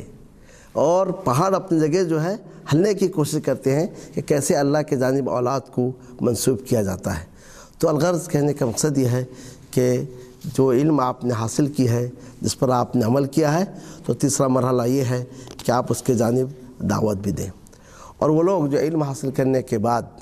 دعوت سے اعراض کرتے ہیں تو ان کے تعلق سے یہ ہے کہ ایک تو یہ ہے کہ وہ لعنت کے مستحق ہیں، جیسا کہ اللہ تعالیٰ نے فرمایا ان الذین یکتمون ما انزلنا من البینات والہدی من بعد ما بیناہ للناس فی الکتاب اولئک یلعنہم اللہ ویلعنہم اللاعنون، کہ یہ وہ لوگ ہیں کہ ہم نے جن بینات کو اور ہدایت کو نازل کیا ہے اور جو لوگ انہیں چھپا دیتے ہیں ان پر اللہ نے لعنت کی ہے اور لعنت کرنے والے بھی لعنت کرتے ہیں. اور ابن مبارک یہ کہتے ہیں کہ جو شخص جو ہے علم کے ساتھ بخیلی کرتا ہے، یعنی اپنے علم کی جانب لوگوں کو بلاتا نہیں ہے، وہ تین میں سے کسی ایک چیز میں مبتلا کر دیا جاتا ہے. یا تو مر جاتا ہے، اس کا علم ختم ہو جاتا ہے کیونکہ کوئی فائدہ نہیں ہوا اس کو علم دے کر، یا پھر اس علم کو وہ بھول جاتا ہے، یا پھر یہ ہوتا ہے کہ کسی بادشاہ کے پیچھے پیچھے چلتا ہے، یعنی اس کی چاپلوسی کرنے لگتا ہے، تو وہ اپنے علم کا وہ صحیح استعمال کر نہیں پاتا ہے. تو لہٰذا سے یہ بات معلوم ہوئی کہ چاہیے کہ ہمیں جو ہے جب ہم علم حاصل کر لیتے ہیں پھر اس کے جانب دعوت بھی دیں. اور آخری بات یہ ہے کہ آخری مسئلہ یہ ہے الصبر علی الاذی فیہ، کہ اس راستے میں جو بھی تکلیف ہو اس پر صبر کریں. تو اس کا مطلب یہ ہے کہ دعوت کے راستے میں جو بھی تکلیف ہو اس پر آپ صبر کریں، بلکہ اس کو اور عموم میں لیجئے کہ حصول علم کے راستے میں جو تکلیف ہو اس پر بھی آپ صبر کریں، عمل میں جو تکلیف ہو اس پر بھی آپ صبر کریں، اور دعوت میں جو تکلیف ہو اس پر بھی آپ صبر کریں. کیونکہ اگر انسان حصول علم کے راستے میں صبر نہیں کرتا ہے تو درمیان میں وہ علم چھوڑ ہی دیتا ہے. آپ جب کہیں جائیں گے علم حاصل کرنے کے لیے، 1 گھنٹے میں، 1 دن میں، یا کہ 1 ہفتے میں آپ کو علم حاصل نہیں ہوگا. اس کے لیے ضروری ہے کہ انسان ہمیشگی کرے اور مداومت اختیار کرے اور توجہ سے سنے، تب چل کر جو ہے وہ علم حاصل کر سکتا ہے. انسان جب علم کے حصول کے لیے نکلتا ہے بے شمار ایسی چیزیں آتی ہیں جو اس کے لیے رکاوٹ کا باعث بنتی ہیں، لیکن انسان ان سارے چیزوں کو نظر انداز کرتے ہوئے اگر علم کی جانب توجہ دیتا ہے تب چل کر وہ علم حاصل کرتا ہے. اور اس طریقے سے عمل کے راستے میں بھی یہی مسئلہ ہے. کچھ جوش میں آیا، 2 روز 3 روز تک تہجد پڑھنے لگے، اب اس کے بعد جذبہ ختم ہوا، پھر فرض نماز سے غافل ہو گئے. تو جب آپ عبادت عمل کرنے کے لیے جوش جذبے کے ساتھ اٹھتے ہیں تو بڑی پریشانیاں بھی ہوتی ہیں. آج سردی ہے، آج فلاں ہے، آج یہ ہے، آج فلاں رکاوٹیں ہیں، آج جو ہے کسی اور سے ملنے کے لیے جانا ہے. لیکن انسان کو چاہیے کہ جو بھی تکلیف ہو لیکن صبر کرے عمل پر اور عمل کرتا رہے. تو اس طریقے سے دعوت کے راستے میں تو کانٹے ہی کانٹے ہیں، اور انبیاء کرام کو اس راستے میں جو ہے بڑی تکلیفیں اور اذیتیں دی گئی ہیں. تب اگر انسان دعوت کے کام کے لیے اٹھتا ہے اور صبر نہیں کرتا ہے تو بہت جلد وہ دعوت کو نقصان پہنچاتا ہے. کسی کو کفر کا فتویٰ لگایا، کسی کو فاسق کا فتویٰ لگایا، کسی کے تعلق سے کہا کہ اللہ نے اس کے دل پہ مہر لگا دی ہے، کسی کے تعلق سے کہا ہے اسے ہدایت مل ہی نہیں سکتی ہے، تو الغرض اس کی جلد بازی کی وجہ سے دعوت کو نقصان پہنچتا ہے۔ تو اس لیے ضروری ہے کہ ان ساری باتوں میں، حصول علم کے راستے میں، عمل کے راستے میں اور دعوت کے راستے میں انسان صبر کرے۔ صبر کی اہمیت کا اندازہ اس سے لگا سکتے ہیں کہ یہ وہ عمل ہے جس کا حکم خود اللہ عز و جل نے دیا ہے، فاصبر کما صبر اولو العزم من الرسل، آپ صبر کیجئے جیسا کہ باہمت رسولوں نے صبر کیا ہے۔ تو لہذا ہمیں صبر کرنی چاہیے، کیونکہ اللہ عز و جل نے صبر کا حکم دیتے ہوئے یہ فرمایا جیسا کہ باہمت اور اولو العزم رسولوں نے صبر کیا ہے۔ تو اس میں ایک لطیف سا نکتہ ہے، وہ یہ ہے کہ آپ کو صبر کیسے آئے گا۔ صبر کو اپنانے کے لیے کئی وسائل ہیں، ان میں سے ایک وسیلہ تو یہ ہے کہ آپ یہ دیکھیں کہ آپ کے صبر کرنے سے آپ کو کیا فائدہ حاصل ہوں گے، دنیا میں کیا فائدے ہیں اور آخرت میں اس کا کیا بدلہ ہے۔ اور دوسرا طریقہ یہ ہے کہ آپ ان لوگوں کو دیکھیں جنہیں آپ سے زیادہ اذیت اور تکلیف دی گئی اور انہوں نے کیا کیا، تو لہذا اس سے آپ کو بھی صبر آئے گا۔ جیسا کہ نبی کریم صلی اللہ علیہ وسلم کسی جنگ کے موقع پر مال غنیمت تقسیم کیے تو کسی کہنے والے نے کہا کہ یہ ایسی تقسیم ہے کہ جس میں عدل کی رعایت نہیں کی گئی، عدل کا خیال نہیں کیا گیا ہے، اور یہ بات نبی کریم صلی اللہ علیہ وسلم تک پہنچی تو آپ نے فرمایا ان لم اعدل فمن یعدل، اگر میں عدل نہیں کروں تو پھر کون عدل کرے گا، کیونکہ اگر اس سے پورے کے پورے دین پر جو دھبا آ رہا تھا، آپ نے فرمایا اگر میں عدل نہیں کروں گا تو پھر کون عدل کر سکتا ہے۔ لیکن فوراً ہی آپ صلی اللہ علیہ وسلم نے فرمایا رحم اللہ اخی موسیٰ، اللہ میرے بھائی موسیٰ پر رحم فرمائے، فقد اوذی اکثر من ھذا، انہیں اس سے زیادہ تکلیف دی گئی، پھر آپ نے صبر کر لیا۔ تو یہاں پر آیت میں اسی جانب اشارہ ہے، فاصبر کما صبر اولو العزم من الرسل، آپ صبر کیجئے جیسا کہ اولو العزم رسولوں نے صبر کیا ہے۔ دعوت کے راستے میں آپ کو اذیتیں دی جائیں گی، تکلیفیں دی جائیں گی، آپ پر الفاظ کسے جائیں گے، آپ کے اطراف دائرہ تنگ کیا جائے گا، کبھی کبھی خیال ایسا آئے گا کہ ہم اس راستے کو چھوڑ دیں، لیکن جب آپ اولو العزم رسولوں کو دیکھیں گے کہ ان کے ساتھ کیسا سلوک کیا گیا، استہزاء کیا گیا، مذاق اڑایا گیا اور کیسے کیسے تکلیفیں انہیں دی گئی، حتیٰ کہ قتل بھی کر دیا گیا ہے، تو ایسی صورت میں آپ کہیں گے جو کچھ آپ کو تکلیف دی جا رہی ہے ان کے مقابل میں وہ تکلیف ہلکی ہے، پھر آپ کو صبر آئے گا۔ اور اللہ عز و جل نے صبر کرنے والوں کے تعلق سے فرمایا ان اللہ مع الصابرین، یقیناً اللہ صبر کرنے والوں کے ساتھ ہے، یعنی یہاں معیت سے مراد اللہ کے تائید، اللہ کی نصرت۔ جب آپ یہ سمجھیں کہ صبر کرنے پر اللہ کے تائید اور نصرت آپ کو حاصل ہوگی تو پھر آپ بخوشی جو ہے تکلیفوں کو گوارا کر لیں گے۔ اور صبر کی فضیلت اس سے زیادہ کیا ہو سکتی ہے کہ اللہ عز و جل نے ایک آیت میں صبر پر 3 بدلے رکھے ہیں، ان میں سے ہر بدلہ دنیا اور معافیہ سے کہیں زیادہ بہتر ہے، جیسا کہ اللہ تعالیٰ نے فرمایا وبشر الصابرین، اور آگے فرمایا اولئک علیہم صلوات من ربہم ورحمہ واولئک هم المہتدون، ان صبر کرنے والوں پر ان کے رب کی جانب سے نوازشیں ہیں، رحمت ہے، اور وہی ہدایت یافتہ ہیں۔ سرٹیفکیٹ دی جا رہی ہے، ڈگری دی جا رہی ہے کہ آپ ہدایت یافتہ ہیں۔ آج لوگ ایک ڈگری کے حصول کے لیے لاکھوں روپے خرچ کرتے ہیں، عمریں ضائع کر دیتے ہیں، تو یہاں پر اللہ عز و جل کی جانب سے ڈگری دی جا رہی ہے کہ آپ ہدایت یافتہ ہیں۔ تو انسان جب اس ڈگری کو دیکھے کہ صبر کی وجہ سے ہمیں جو ہے ہدایت یافتہ کے سرٹیفکیٹ دی جا رہی ہے تو انسان آسانی کے ساتھ صبر کر سکتا ہے۔ اور پھر صبر کے ساتھ یقین ہو تو آپ کو امامت کا مرتبہ بھی حاصل ہو جائے گا، جیسا کہ اللہ عز و جل نے فرمایا کہ وَجَعَلْنَاهُمْ أَئِمَّةً يَهْدُونَ بِأَمْرِنَا لَمَّا صَبَرُوا وَكَانُوا بِآيَاتِنَا يُوقِنُونَ، صبر کے ساتھ یقین، یہ دونوں چیزیں اگر جمع ہو جائیں تو پھر انسان کو دین میں امامت اور پیشوائی حاصل ہوتی ہے۔ اور صبر کے ساتھ اگر تقویٰ ہو تو انسان دشمن کے قید سے اور اس کے مکر سے اپنے آپ کو محفوظ کر سکتا ہے۔ تو الغرض کہنے کا مقصد یہ ہے کہ صبر کی بہت زیادہ اہمیت ہے۔ پیارے نبی صلی اللہ علیہ وسلم نے صبر کے تعلق سے فرمایا ما اوتی احد عطاءً خیراً وأوسع من الصبر، کسی انسان کو صبر سے زیادہ وسیع اور بہتر عطیہ نہیں دیا گیا ہے۔ تو گویا صبر بہت بڑی نعمت ہے۔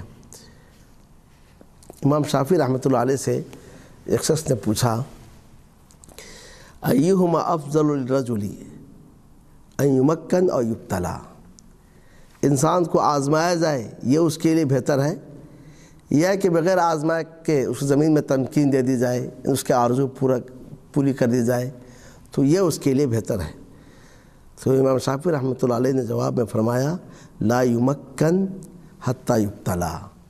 کہ تمکین اس وقت تک حاصل نہیں ہو سکتی ہے جب تک کہ آزمایا نہ جائے۔ اس کے بعد ذکر کرتے ہیں کہ اللہ تعالیٰ نے اپنے انبیاء کو آزمایا، نوح کو آزمایا، ابراہیم کو، موسیٰ کو، عیسیٰ کو اور محمد صلی اللہ علیہ وسلم کو۔ فلما صبروا، جب انہوں نے صبر کیا تب اللہ عز و جل نے انہیں زمین میں تمکین عطا فرمائی اور ان کے کاز میں انہیں کامیابی عطا کیا۔ اس لیے امام مالک رحمۃ اللہ علیہ فرماتے ہیں کہ دعوت کے راستے میں اگر کسی کو تکلیف نہیں پہنچ رہی ہے پھر وہ قابل رشک انسان نہیں ہے۔ لا تغبط واحدا لم يصبه فی هذا بلا، کہ فی هذا الامر بلا، کہ اس معاملے میں یعنی دعوت و تبلیغ کے راستے میں اگر کسی کو تکلیف نہیں پہنچ رہی ہے تو پھر اس پر تمہیں رشک کرنے کی ضرورت نہیں ہے، کیونکہ انبیاء کا راستہ یہ ہے کہ انہیں تکلیف اور اذیت پہنچتی ہے۔ تو الغرض شیخ الاسلام محمد عبد الوہاب رحمۃ اللہ علیہ نے کہ اس رسالہ میں ان 4 باتوں کو ذکر کیا اور کہا کہ ہم پر ضروری ہے کہ ہم ان 4 باتوں کو سیکھیں کہ پہلی چیز اللہ عز و جل کی معرفت، اس کے نبی کی معرفت اور دین اسلام کی دلائل کے ذریعے معرفت حاصل کریں۔ اس کا نام انہوں نے علم رکھا ہے، یہی حقیقی علم ہے۔ اگر یہ چیز نہیں ہو، دنیا کے سارے علوم حاصل کر لیں تو وہ جاہلی ہے، وہ عالم نہیں ہے۔ اور دوسری چیز اس کی جانب شیخ الاسلام نے اشارہ کیا وہ یہ ہے کہ جو آپ علم حاصل کرتے ہیں اس علم پر آپ عمل کریں۔ تو علم کے بعد عمل کا ذکر کرنے میں فائدہ ہے کہ عمل علم کے بعد ہو، یہ نہیں کہ انسان بغیر علم کے عمل کرتا رہے۔ اور تیسری بات یہ بتلائی کہ اس کے جانب دعوت دیں، اور چوتھی بات یہ بتلائی کہ ان سارے امور میں انسان کو چاہیے کہ صبر کا راستہ اپنائے۔ اور شیخ الاسلام کا طرز یہ ہے کہ جو کچھ کہتے ہیں دلیل کے ساتھ کہتے ہیں، اور یہی ہر مسلمان کو اسی طرز کو اپنانا چاہیے۔ آپ جب کسی بھی بات کو یہ کہہ کر پیش کرتے ہیں کہ یہ دین ہے تو ضروری یہ ہے کہ اس کی دلیل ہو۔ ایسا ہو نہیں سکتا ہے کہ کوئی چیز دین ہو اور اس کی دلیل نہ ہو۔ تو شیخ الاسلام رحمۃ اللہ علیہ نے دلیل کے طور پر سورہ عصر کو پیش کیا اور فرماتے ہیں وَالدَّلِيلُ قَوْلُهُ تَعَالَى، اور ان باتوں کی دلیل اللہ تعالیٰ کا یہ فرمان ہے بسم اللہ الرحمن الرحیم والعصر ان الانسان لفی خسر الا الذین آمنوا وعملوا الصالحات وتواصوا بالحق وتواصوا بالصبر۔ اس کی دلیل اللہ تعالیٰ کے فرمان ہے بسم اللہ الرحمن الرحیم، قسم ہے زمانے کی، یقیناً سارے کے سارے انسان البتہ خسارے میں ہیں سوائے ان لوگوں کے جو ایمان لائے، عمل صالح کیے، حق کی تاکید کیے اور صبر کی تلقین کیے۔ تو اس صورت میں یہ چاروں کے چارے مسائل جو اس میں آ گئے ہیں۔ اب اگر آپ سے یہ پوچھا جائے کہ اس صورت میں یہ 4 مسائل کہاں بیان کیے گئے ہیں تو آپ کیا جواب دیں گے؟ کہہ سکتے ہیں کہ یہ 4 باتیں اس صورت میں کہاں بیان کیے گئے ہیں؟ پہلی بات یہ علم، تو اس صورت میں علم کا ذکر کہاں ہے؟ کہ جہاں تک عمل کی بات ہے وہ عمل الصالحات، دعوت کی بات ہے وتواصوا بالحق، صبر کی بات ہے وتواصوا بالصبر۔ تو علم کے تعلق سے شیخ الاسلام نے استنباط کیا الا الذین آمنوا، کہ ایمان بغیر علم کے ہو ہی نہیں سکتا ہے۔ جب تک آپ اللہ تعالیٰ کی معرفت حاصل نہیں کریں گے اس پر آپ ایمان نہیں لا سکتے ہیں، چونکہ ایمان علم کے بغیر حاصل نہیں ہو سکتا ہے۔ تو اسی لیے الا الذین آمنوا سے انہوں نے استنباط کیا کہ علم، اور تشریح بھی کر دی علم سے مراد اللہ کی معرفت، اللہ کے نبی کی معرفت اور دین اسلام کی معرفت۔ تو یہاں پر اللہ عز و جل نے زمانے کی قسم کھائی ہے۔ کیوں؟ یہ اس لیے کہ زمانہ گواہ ہے اس بات پر کہ کون کامیاب ہوئے اور کون ناکام ہوئے۔ سارے کے سارے اعمال جو ہم کرتے ہیں اسی زمانے میں کرتے ہیں، اور اس میں استدلال اس بات سے ہے کہ سارے کے سارے انسان البتہ گھاٹے میں ہیں اور نقصان میں ہیں۔ یہاں ایک بات یہ یاد رکھنے کی ہے کہ اللہ عز و جل اپنے مخلوقات میں سے جس کے چاہے قسم کھا لے، لیکن ہمیں یہ کہا گیا ہے کہ ہم صرف قسم کس کی کھائیں؟ اللہ عز و جل کی کھائیں۔ بہت سارے لوگ جو ہے نبی کی قسم کھاتے ہیں، بہت سارے لوگ اپنے سر کی قسم کھاتے ہیں، بہت سارے لوگ اپنے اولاد کی قسم کھاتے ہیں، یہ شرک ہے۔ نبی کریم صلی اللہ علیہ وسلم نے فرمایا من حلف بغیر اللہ فقد اشرک، جس نے غیر اللہ کی قسم کھائی تحقیق کہ اس نے شرک کیا ہے۔ اب اس کے بعد اس آیت میں ہے کہ سارے کے سارے انسان البتہ خسارے میں ہیں، پھر اس کے بعد ان 4 باتوں کو ذکر کیا گیا ہے۔ تو اس کا مطلب یہ ہے کہ جو ان 4 باتوں پر عمل کر لے گا وہ خسارہ سے نکل جائے گا۔ تو کہ پہلے رسالہ میں شیخ الاسلام نے یہ بتلایا کہ وہ 4 مسائل جن کا جاننا ہم پہ ضروری ہے، یہ وہ 4 مسائل ہیں جن کا تعلق اسباب فلاح اور اسباب کامیابی سے ہے، اور جو ان 4 باتوں کو جان لے گا وہ جو ہے اسے کامیابی مل جائے گی اور وہ خسارہ سے نکل جائے گا۔ امام شافعی رحمۃ اللہ علیہ نے اس صورت کے تعلق سے فرمایا لو ما انزل اللہ حجتا علی خلقہ الا هذه الصورۃ لکفتہم، اگر اللہ اپنے مخلوق پر بطور حجت اس صورت کے علاوہ کچھ نازل نہیں کرتا تو یہ صورت کافی ہوتی۔ تو اس کا مفہوم کیا ہے؟ یعنی اگر قرآن کے علاوہ یہ صورت کافی ہوتی، یہ نہیں، بلکہ اس کا مطلب یہ ہے کہ دین کو اپنانے کے لیے یا کہ علم حاصل کرنے، عمل کرنے، یا کہ دعوت دینے اور صبر کرنے، ان باتوں کے لیے اگر اس صورت کے علاوہ کسی اور جگہ حکم نہیں دیا جاتا تو یہ صورت کافی ہوتی، کیونکہ اس صورت میں کہا گیا ہے کہ خسران سے نکلنے کا یہی راستہ ہے۔ اور امام بخاری رحمۃ اللہ علیہ نے اپنی کتاب صحیح البخاری کے کتاب العلم میں لکھا ہے باب العلم قبل القول والعمل، باب اس بیان میں کہ علم قول اور عمل سے پہلے ہے۔ تو گویا اس میں اس جانب امام بخاری رحمۃ اللہ علیہ نے اشارہ کیا کہ پہلے علم حاصل کرنا چاہیے کسی بات کی جانب دعوت دینے سے پہلے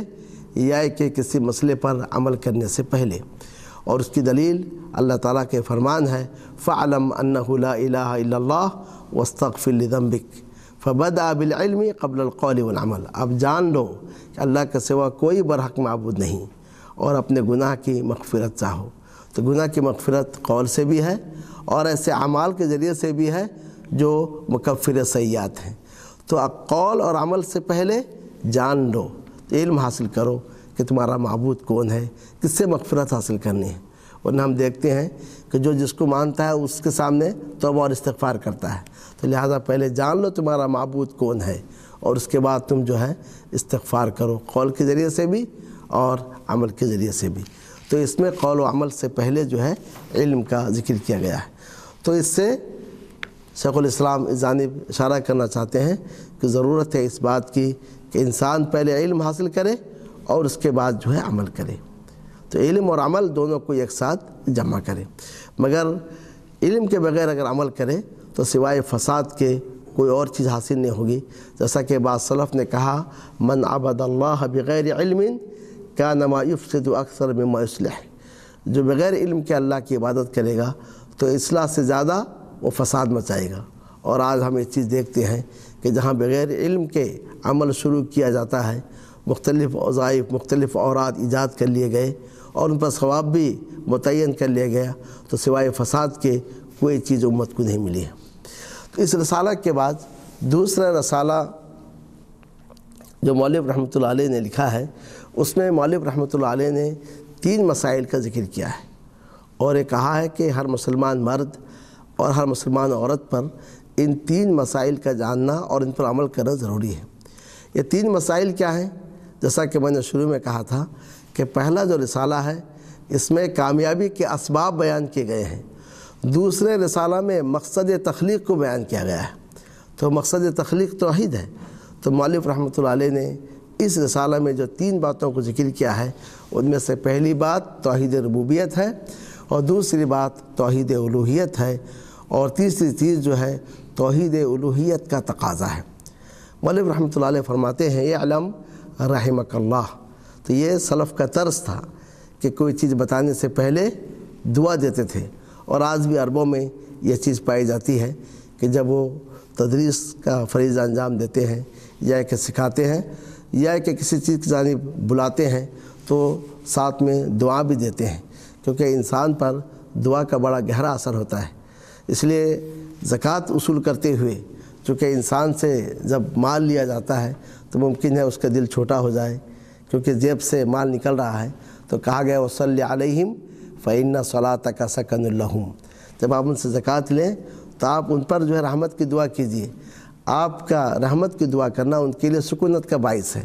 تو اس طریقے سے جب آپ دعوت و تبلیغ کا کام انجام دیں، درس و تدریس کا کام انجام دیں، یا کسی کو کوئی مسئلہ بتائیں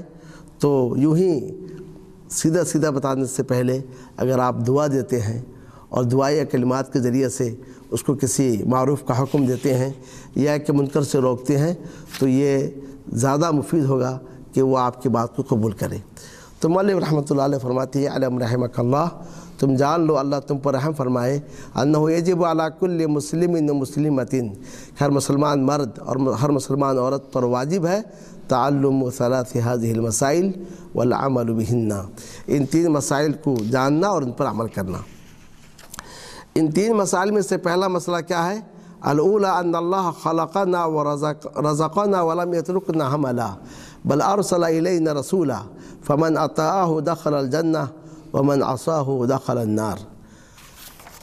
پہلا مسئلہ یہ ہے کہ بے شک اللہ نے ہمیں پیدا کیا اور اللہ نے ہمیں روزی دی اور اللہ نے ہمیں بیکار نہیں چھوڑا، بلکہ ہمارے جانب ایک رسول کو بھیجا، جو رسول کی اطاعت کرے وہ جنت پہ داخل ہو گیا، اور جو رسول کی نافرمانی کرے وہ جہنم میں داخل ہوا۔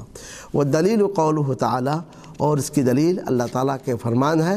انا ارسلنا الیکم رسولا شاہدا علیکم کما ارسلنا الی فرعون رسولا فعصى فرعون الرسول فاخذناه اخذا وبیلا، ہم نے تمہارے جانب ایک رسول کو بھیجا ہے جو تم پر نگران ہے، جیسا کہ ہم نے فرعون کے جانب ایک رسول کو بھیجا، فرعون نے رسول کی نافرمانی کی تو ہم نے اسے سخت انداز سے اس کی ہم نے گرفت کی ہے۔ تو یہ پہلا مسئلہ ہے۔ تو اس پہلے مسئلے میں مولوی رحمۃ اللہ علیہ نے توحید ربوبیت کو ذکر کیا ہے۔ توحید ربوبیت کسے کہتے ہیں؟ آپ حضرات جانتے ہیں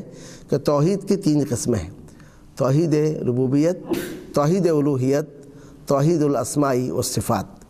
توحید ربوبیت کا مطلب یہ ہے کہ اللہ تعالیٰ کو رب مانا جائے۔ اللہ تعالیٰ کو رب ماننے کا مطلب یہ ہے کہ اللہ تعالیٰ کے جو افعال ہیں ان افعال میں اللہ تعالیٰ کو اکیلا مانا جائے، کہ مثلا وہ خالق ہے کوئی اور خالق نہیں ہے، وہ مالک ہے کوئی اور مالک نہیں ہے، وہ مدبر ہے کوئی اور مدبر نہیں ہے، اس کا حکم چلتا ہے کسی اور کا حکم نہیں چلتا، وہ مارتا ہے وہ جلاتا ہے کوئی اور اس میں اس کے ساتھ شریک نہیں ہے۔ تو اس پہلے مسئلے میں مولوی رحمۃ اللہ علیہ نے اللہ تعالیٰ کے افعال ذکر کیے ہیں کہ اللہ نے ہمیں پیدا کیا ہے اور اللہ نے ہمیں روزی دی ہے۔ تو روزی کا تعلق صرف کھانے پینے سے نہیں ہے، یہ صحت بھی روزی ہے، اور اس طریقے سے جو ہے علم یہ بھی جو روزی ہے، اچھے اخلاق یہ بھی جو ہے رزق کے دائرے میں داخل ہے۔ تو اللہ نے ہمیں پیدا کیا اور اللہ نے ہمیں روزی دی اور اللہ نے ہمیں بیکار نہیں چھوڑا ہے۔ جب اس نے ہمیں پیدا کیا ہے اس لیے پیدا نہیں کیا کہ ہمیں ایسے ہی چھوڑ دیا۔ افحسبتم انما خلقناکم عبثا، کیا تم نے یہ سمجھ لیا ہے کہ ہم نے تمہیں یوں ہی بیکار پیدا کیا ہے؟ تو گویا تمہیں پیدا کرنے کا ایک مقصد ہے، تو اللہ نے اس مقصد کے تکمیل کے لیے یا کہ اس مقصد کو بتانے کے لیے ہمارے جانب رسول کو بھیجا ہے۔ تو گویا رسول کو بھیجنا یہ بھی اللہ تعالیٰ کے افعال میں داخل ہے۔ تو سارے کے ساری باتیں جو اس مسئلے میں ذکر کی گئی ہیں ان کا تعلق توحید ربوبیت سے ہے۔ اور اس کے بعد فرمایا جس نے رسول کے اطاعت کی وہ جنت میں داخل ہوا، جس نے رسول کی نافرمانی کی وہ جہنم میں یا آگ میں داخل ہوا، اللہ ہمیں اس سے محفوظ رکھے۔ تو اس تعلق سے جو دلیل مولوی رحمۃ اللہ علیہ نے پیش کی وہ آیت ہے جس میں فرعون کا ذکر کیا گیا کہ ہم نے فرعون کے جانب کے رسول کو بھیجا تھا۔ جب فرعون نے رسول کی نافرمانی کی تو ہم نے فرعون کی سخت انداز سے گرفت کی، اسے جو ہے دریا میں اس کو ہم نے ڈبو دیا ہے، اور اس وقت میں لوگ فرعون کے واقعے سے واقف تھے، تو لہذا فرعون کا واقعہ ذکر کیا گیا کہ جیسے فرعون کی جانب ہم نے رسول بھیجا تھا ایسا تمہارے جانب ہم نے رسول بھیجا ہے۔ اب اگر تم بھی انکار کرو گے جیسا کہ فرعون نے انکار کیا تھا، تم بھی معصیت کرو گے جیسا کہ فرعون نے معصیت کی تھی، پھر تمہارا بھی وہی انجام ہوگا جو انجام کے فرعون کا ہوا تھا۔ ابن کثیر رحمۃ اللہ علیہ یہی جانب اشارہ کرتے ہیں کہ فرعون کو جو ہلاک کیا گیا جس تکذیب کی بنیاد پر، تم اگر تکذیب کرو گے تو تم زیادہ ہلاکت کے تم زیادہ اس لائق ہو تمہیں ہلاک کیا جائے، کیونکہ فرعون کی جانب جو رسول بھیجا گیا ہے تو اس سے بڑھ کر افضل رسول وہ ہے جو تمہاری جانب بھیجا گیا ہے۔ جب فرعون نے اپنے رسول کی معصیت کی اور اس کو ڈبو دیا گیا ہے تو تمہیں بھی جو ہے کوئی عذاب لاحق ہو سکتا ہے۔ تو الغرض جو ہے اس سے پہلے مسئلے میں توحید ربوبیت کا ذکر کیا گیا اور اشارہ یہ دیا گیا کہ انسان کو چاہیے کہ اپنے مقصد تخلیق کو جانے، کہ رسولوں کو جو بھیجا گیا ہے اس کی اطاعت کرے۔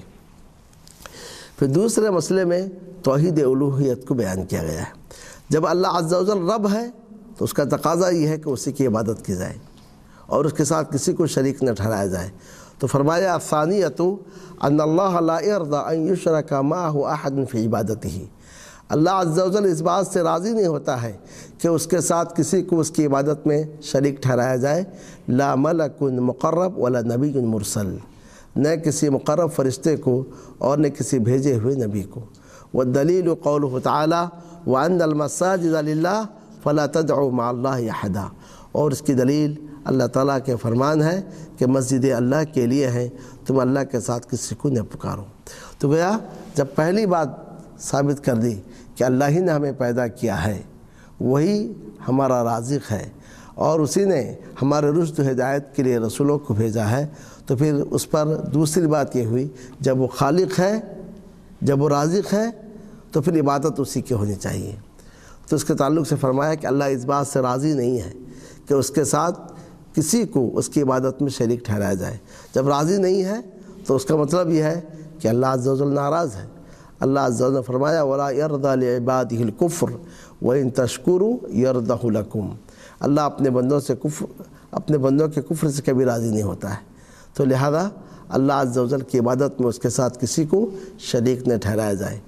یہاں اس لفظ سے کہ نہ کسی مقرب فرشتے کو نہ کسی مرسل نبی کو شریک ٹھہرایا جائے، کہ جب مقرب فرشتہ اور مرسل نبی کو شریک نہیں ٹھہرایا جا سکتا ہے تو پھر ان سے جو ادنا چیزیں ہیں ان کی کیا حقیقت ہے۔ اور دلیل میں اس آیت کو پیش کی وَأَنَّ الْمَسَاجِدَ لِلَّهِ فَلَا تَدْعُوا مَعَ اللَّهِ أَحَدًا، کہ مسجدیں اللہ کے لیے ہیں۔ تو مسجدوں سے مراد کیا ہے؟ مسجدوں سے مراد دو چیزیں ہیں، یا تو وہ جگہ جہاں انسان سجدہ کرتا ہے، تو جعلت لی الارض مسجدا وطہورا، پوری کی پوری زمین ہمارے لیے مسجد اور وضو کے لیے بنا دی گئی ہے۔ یا پھر اس سے مراد وہ اعضاء جن کے ذریعے سے انسان سجدہ کرتا ہے،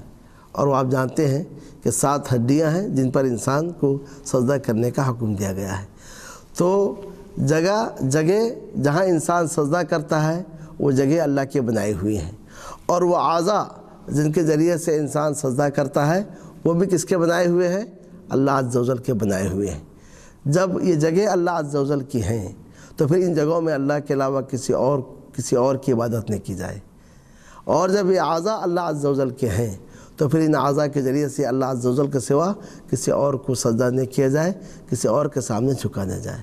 تو اللہ تعالیٰ نے فرمایا وَأَنَّ الْمَسَاجِدَ لِلَّهِ فَلَا تَدْعُوا مَعَ اللَّهِ أَحَدًا، تم اللہ کے ساتھ کسی کو نہ پکارو۔ پکارنے کی 2 قسم ہیں۔ دعا 2 معنی میں آتا ہے، ایک معنی پکارنے کے ہیں جیسا کہ لوگ دعا کرتے ہیں کہ کسی بھلائی کے لیے یا کسی برائی کو دفع کرنے کے لیے، اور دعا کا دوسرا معنی دعائے عبادت ہے۔ پہلے کو دعائے مسئلہ، دوسرے کو دعائے عبادت کہتے ہیں۔ تو دعائے عبادت کا مطلب یہ ہے کہ نماز یہ بھی دعا میں شامل ہے، روزہ رکھنا یہ بھی دعا ہے، حج کرنا یہ بھی دعا ہے، تو ساری کی ساری عبادتیں دعا میں داخل ہیں۔ اور اس سلسلے میں تیسرا مسئلہ مولوی رحمۃ اللہ علیہ نے یہ بیان کیا ہے کہ جب اللہ عز و جل کے سوا کسی اور کی عبادت جائز نہیں ہے، اور عبادت میں اللہ کے ساتھ کسی اور کو شریک کرنا جائز نہیں ہے، تو پھر اس توحید الوہیت کا تقاضا یہ ہے کہ آپ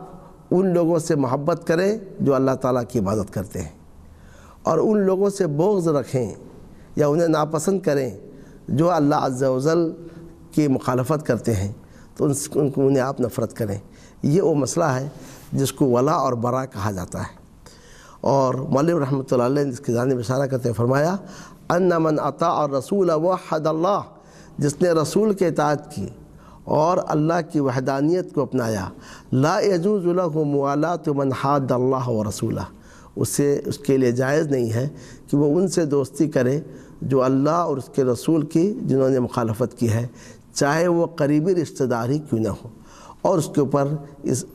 سلسلے میں دلیل کے طور پر اس آیت کو پیش کی ہے، لا تجد قوما یؤمنون باللہ والیوم الآخر یوادون من حاد اللہ ورسولہ ولو كانوا آباءهم او ابناءهم او اخوانهم او عشیرتهم، کہ ایسے لوگ جو اللہ پر اور یوم آخرت پر ایمان لاتے ہیں، آپ انہیں نہیں پائیں گے کہ ان سے وہ دوستی کرتے ہیں جو اللہ اور اس کے رسول کی نافرمانی کرتے ہیں، چاہے ان کے باپ ہوں جن سے یہ پیدا ہوئے ہیں، یا ان کے بیٹے ہوں جو ان سے پیدا ہوئے ہیں، یا ان کے بھائی ہوں، یا کہ ان کے خاندان ہوں۔ تو یہاں پر راستہ صاف اور واضح بتلا دیا گیا کہ جب آپ اللہ پر ایمان لائے ہیں اور ایک اللہ کی آپ عبادت کرتے ہیں، توحید کو آپ نے اپنایا ہے، تو پھر اس کا تقاضا یہ ہے کہ آپ کی محبت، آپ کی موالات موحدین سے ہو، اور جو لوگ اللہ تعالیٰ کی نافرمانی اور معصیت کرتے ہیں اور اللہ عز و جل کے ساتھ کسی چیز کو شریک ٹھہراتے ہیں، پھر آپ ان سے موالات نہ کریں۔ موالات ایک الگ چیز ہے اور بر اور نیکی ایک الگ چیز ہے۔ لوگ عام طور سے یہ سمجھتے ہیں موالات کا مطلب یہ ہے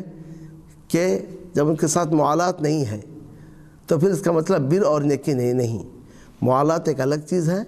بر اور نیکی کرنا ایک الگ چیز ہے۔ مثلا ایک کا شخص کفر کرتا ہے، شرک کرتا ہے، تو اس سے موالات نہیں ہے، یعنی ہمارا دل، ہم اس دل سے اس کو نفرت کرتے ہیں کہ اللہ نے اسے پیدا کیا، اللہ کی نعمتوں میں جی رہا ہے، اللہ کی زمین میں چل رہا ہے، اور اس کے ساتھ وہ اللہ تعالیٰ کے ساتھ شریک ٹھہراتا ہے، تو اس سے ہم نفرت کرتے ہیں، بغض رکھتے ہیں۔ لیکن اس کا یہ مطلب نہیں ہے کہ ہم اس کے ساتھ کوئی نیکی نہ کریں، یا کہ اس کا تعاون نہ کریں، یا کہ اس کا کام نہ کریں۔ تو یہ مطلب یہ ہے کہ بغض کرنے کے ساتھ ساتھ ہم جو ہے اس کے ساتھ نیکی بھی ہمیں کرنی چاہیے، اور سب سے بڑی نیکی یہ ہے ہم اسے توحید کی جانب بلائیں، اور ہم اس کو جو ہے دین اسلام کی جانب بلائیں، اللہ اور اس کے رسول کے اطاعت کی جانب بلائیں۔ تو اللہ عز و جل نے آخر میں ان لوگوں کی فضیلت بیان کی ہے کہ جو لوگ کافروں سے موالات نہیں رکھتے ہیں، اور تو ان کے فضائل یہ ہیں، اللہ نے ان کے دلوں میں ایمان لکھ دی ہے، اور اللہ عز و جل ان کی خاص مدد اور تائید کرتے ہیں، اور انہیں ایسے باغات میں داخل کریں گے جن کے نیچے سے نہریں بہتی ہیں، اس میں وہ ہمیشہ رہیں گے، اللہ ان سے راضی، وہ اللہ سے راضی، اور یہی اللہ والے ہیں، اولئک حزب اللہ، اور سرٹیفکیٹ دی گئی کہ یہی لوگ کامیاب ہیں۔ تو گیا اس سے معلوم ہوا کہ ولا اور برا کے یہ فائدے ہیں۔ اور پھر قرآن مجید میں جا بجا ولا اور برا کے مسائل بیان کیے گئے ہیں، جیسا کہ ابراہیم علیہ السلام کے بارے میں اللہ تعالیٰ نے فرمایا فَلَمَّا اعْتَزَلَهُمْ وَمَا يَعْبُدُونَ مِن دُونِ اللَّهِ، جب ابراہیم ان سے علیحدگی اختیار کیے اور ان معبودوں سے جن کی وہ اللہ کے سوا عبادت کرتے تھے، ہم نے انہیں اسحاق دیا، یعقوب دیا، اور ہر ایک کو ہم نے نبی بنائی۔ تو گویا جب انہوں نے اللہ کے لیے دوستی اور اللہ کے لیے دشمنی کو اپنایا، تو اس کے نتیجے میں ان کی اولاد میں ہم نے نبوت کے سلسلے کو جاری کر دیا۔ اور اصحاب کہف کے تعلق سے ہے کہ جب انہوں نے اپنے قوم سے علیحدگی اختیار کی، وَهَبْنَا لَهُم مِّن رَحْمَتِنَا، ہم نے انہیں رحمت عطا کی۔ تو الغرض کہنے کا مقصد یہ ہے کہ یہ ہو نہیں سکتا ہے کہ ایک سینے میں توحید ہو اور ساتھ میں اس سینے میں کفر کے لیے جو ہے نرم پہلو بھی ہو، شرک کے لیے نرم پہلو ہو، اور کفر اور شرک اختیار کرنے والوں سے وہ محبت کرے، یہ چیز نہیں ہو سکتی ہے۔ صحیح ہے کہ ایک شخص کافر ہے، مشرک ہے، اس سے ہم نفرت کریں گے، اسے ناپسند کریں گے، لیکن اس کا یہ مطلب نہیں ہے کہ ہم اس کے ساتھ بر اور نیکی نہ کریں،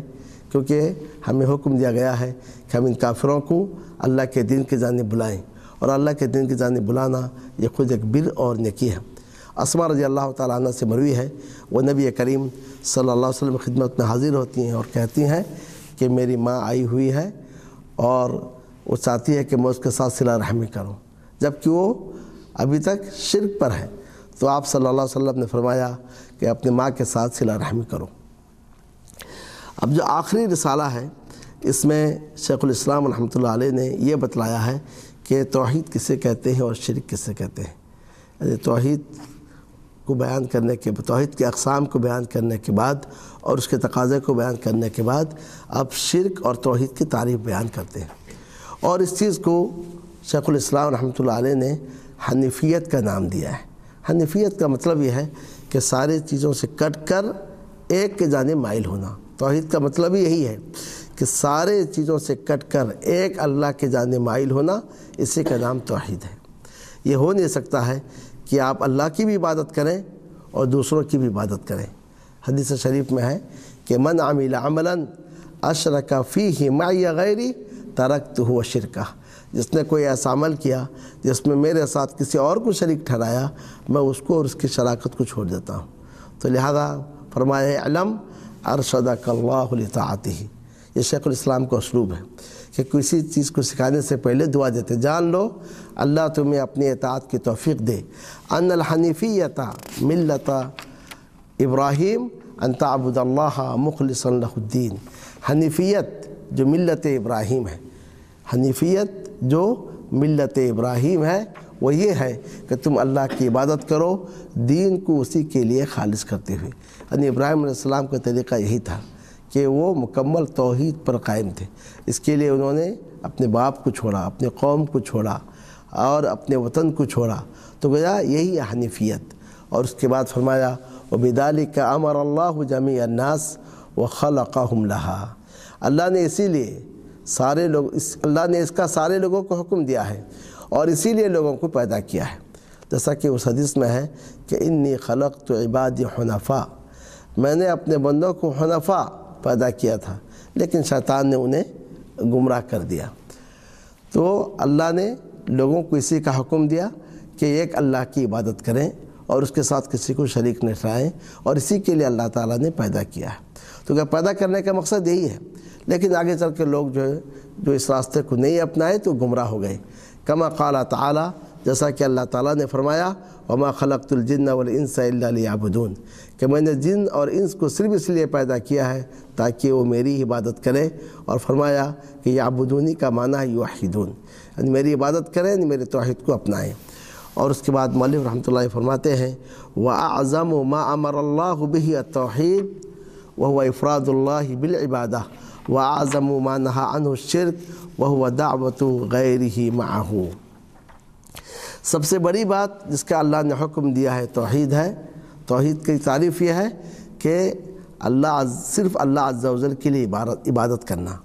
اور سب سے بڑی ممانعت جس سے اللہ تعالیٰ نے روکا ہے وہ شرک ہے، اور شرک کی تعریف یہ ہے اللہ عز و جل کے ساتھ کسی اور کو بلانا۔ اور اس کے بعد دلیل یہ پیش کی وَاعْبُدُوا اللَّهَ وَلَا تُشْرِكُوا بِهِ شَيْئًا، تم اللہ کی عبادت کرو اور اس کے ساتھ کسی چیز کو شریک نہ ٹھہراؤ۔ تو اس میں آپ یہ دیکھیں گے کہ حنیفیت کو بیان کرنے کے بعد کہ حنیفیت کسے کہتے ہیں، اور یہ کہ یہ ملت ابراہیم ہے، اور وہ ابراہیم جن کی اقتداء کا حکم دیا گیا ہے اور جن کے تعلق سے فرمایا کہ جو ابراہیم کی ملت سے منہ موڑ لے وہ بیوقوفی ہے، تو کہا گیا کہ سب سے بڑی بات جس کا اللہ نے حکم دیا وہ توحید ہے، اور سب سے بڑی ممانعت جس سے اللہ تعالیٰ نے روکا ہے وہ شرک ہے۔ توحید سب سے بڑی بات کیوں ہے؟ کیونکہ اللہ نے اسی کے لیے انسانوں کو پیدا کیا، اس کے لیے رسولوں کو بھیجا، اسی کے لیے کتابیں نازل کی، اور اسی کے لیے جو ہے مسلمانوں اور کافروں میں لڑائیاں ہوئیں، اور اسی کے لیے قیامت قائم ہوگی، اور اسی کے لیے جو ہے میزان نصب کیا جائے گا، اور جنت و جہنم کو اسی لیے بنایا گیا ہے۔ بلکہ پورے کے پورے قرآن میں پورا کا پورا قرآن اسی توحید کے اطراف گھومتا ہے۔ یا تو قرآن میں اللہ عز و جل کے افعال، اس کے اسماء اور صفات بیان کی گئے ہیں، یہ ہے توحید ربوبیت، یا پھر اللہ عز و جل کی عبادت کی جانب دعوت دی گئی ہے، یہ ہے توحید الوہیت، یا تو کسی بات کا حکم دیا گیا ہے یا کسی چیز سے روکا گیا ہے، یہ ہے توحید کے حقوق، یا پھر یہ کہ اہل اہل توحید کے بارے میں ان کا انجام بتلایا گیا ہے، یا کہ جو اہل شرک ہے ان کا انجام بتلایا گیا ہے، یہ ہے توحید کی جزا۔ یہ اس طرح سے پورا کا پورا قرآن توحید کا اطراف گھومتا ہے۔ اس سے بات معلوم ہوئی کہ سب سے عظیم چیز، سب سے بڑی بات جس کا اللہ نے حکم دیا ہے وہ توحید ہے، کیونکہ اگر توحید نہیں ہے پھر انسان جو بھی عمل کرے اس کا کوئی اعتبار نہیں ہے۔ تو اور آگے توحید کی تعریف کی کہ توحید سے مراد افراد اللہ بالعبادہ، کہ صرف اللہ تعالیٰ کی عبادت کرنا، یعنی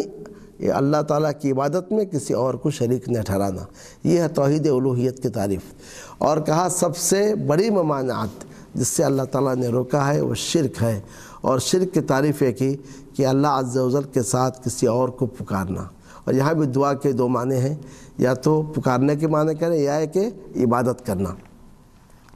اور بعض لوگوں نے اس کی تعریف یوں بھی کی ہے کہ شرک کی ایک تو تعریف یہ ہے اللہ عز و جل کے ساتھ کسی اور کی عبادت کرنا، یا ہے کہ کسی اور کو اللہ عز و جل کے برابر قرار دینا ان چیزوں میں جو اللہ عز و جل کے لیے خاص ہیں۔ اور اس کی دلیل یہ ہے کہ قیامت کے روز جہنمی کہیں گے تاللہ ان کننا لفی ضلال مبین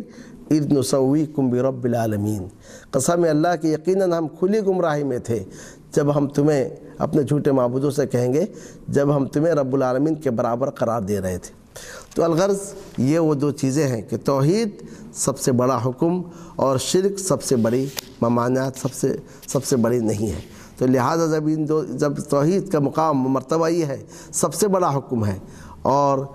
تو پھر توحید کو اپنانا چاہیے، اور شرک جب کہ سب سے بڑی ممانعت ہے تو پھر اس سے دور ہونے چاہیے۔ جیسا کہ حدیث شریف میں ہے، پوچھا گیا نبی کریم صلی اللہ علیہ وسلم سے ای الذنب اعظم، سب سے بڑا گناہ کون سا ہے؟ تو آپ صلی اللہ علیہ وسلم نے فرمایا ان تجعل للہ ندا وهو خلقک، کہ تم کسی کو اللہ کے برابر ٹھہراؤ جبکہ اللہ ہی نے تمہیں پیدا کیا ہے۔ اور لقمان حکیم نے اپنے بیٹے کو نصیحت کرتے ہوئے کہا تھا کہ لا تشرک باللہ ان الشرک لظلم عظیم، تم اللہ کے ساتھ کسی کو شریک نہ ٹھہراؤ کیونکہ شرک البتہ ظلم عظیم ہے۔ شرک ظلم عظیم اس لیے ہے کہ شرک میں کیا ہے، ایک ادنی مخلوق کو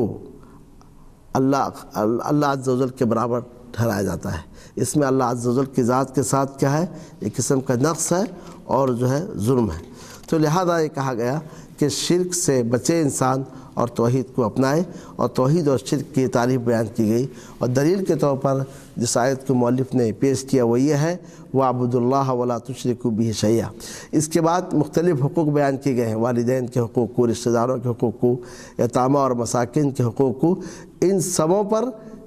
توحید کو اور شرک کو مقدم کیا گیا ہے۔ تو اس کا مطلب یہ ہے کہ توحید کا حکم دیا گیا اور شرک سے روکا گیا ہے۔ تو اس کا مطلب یہ ہے کہ سارے واجبات میں سب سے پہلا واجب توحید، اور اس طریقے سے سارے علوم میں سب سے اہم علم توحید۔ اخلاقیات کی بات ہے تو سب سے بلند خلق جو ہے یہ توحید ہے۔ وصیتوں کی بات ہے تو سب سے پہلی وصیت کیا ہے، یہ توحید ہی ہے۔ تو لہذا انسان کو چاہیے توحید کو اپنائے۔ اور اسی کے ساتھ یہ بھی آپ جان لیں کہ قرآن مجید میں سب سے پہلا جو حکم دیا گیا ہے وہ توحید ہے، اور سب سے پہلی جو ممانعت اور نہیں ہے وہ شرک ہے۔ جیسا کہ سورہ بقرہ میں جب آپ پڑھتے ہوئے جائیں گے، سب سے پہلا حکم جو ہے یا ایھا الناس اعبدوا ربکم، اس میں توحید کا حکم ہے۔ اور اسی آیت کے آخر میں ہے فلا تجعلوا للہ اندادا وانتم تعلمون، کہ جانتے بوجھتے تم کسی کو اللہ کے شریک نہ ٹھہراؤ، یہ جو ہے شرک ہے۔ تو اس طرح سے یہ تینوں رسائل ختم ہو گئے۔ مؤلف رحمۃ اللہ علیہ نے پہلے رسالہ میں ہمیں یہ بات بتلایا کہ کامیابی کے اسباب کیا ہیں، وہ کون سے امور ہیں جنہیں ہم انجام دیں تو خسران اور ناکامی سے باہر نکل سکتے ہیں۔ اور اس سلسلے میں چار باتوں کا مؤلف رحمۃ اللہ علیہ نے ذکر کیا کہ اللہ کی معرفت، نبی کی معرفت، دین کی معرفت، یہ پہلی بات۔ دوسری بات اس پر عمل کرنا، اور تیسری بات یہ ہے اس کی جانب دعوت دینا، اور چوتھی بات یہ ہے کہ ان سارے امور میں صبر اختیار کرنا ہے۔ اور پھر دوسری بات جو دوسرے رسالہ میں مؤلف رحمۃ اللہ علیہ نے ہمیں یہ بتلایا کہ توحید ربوبیت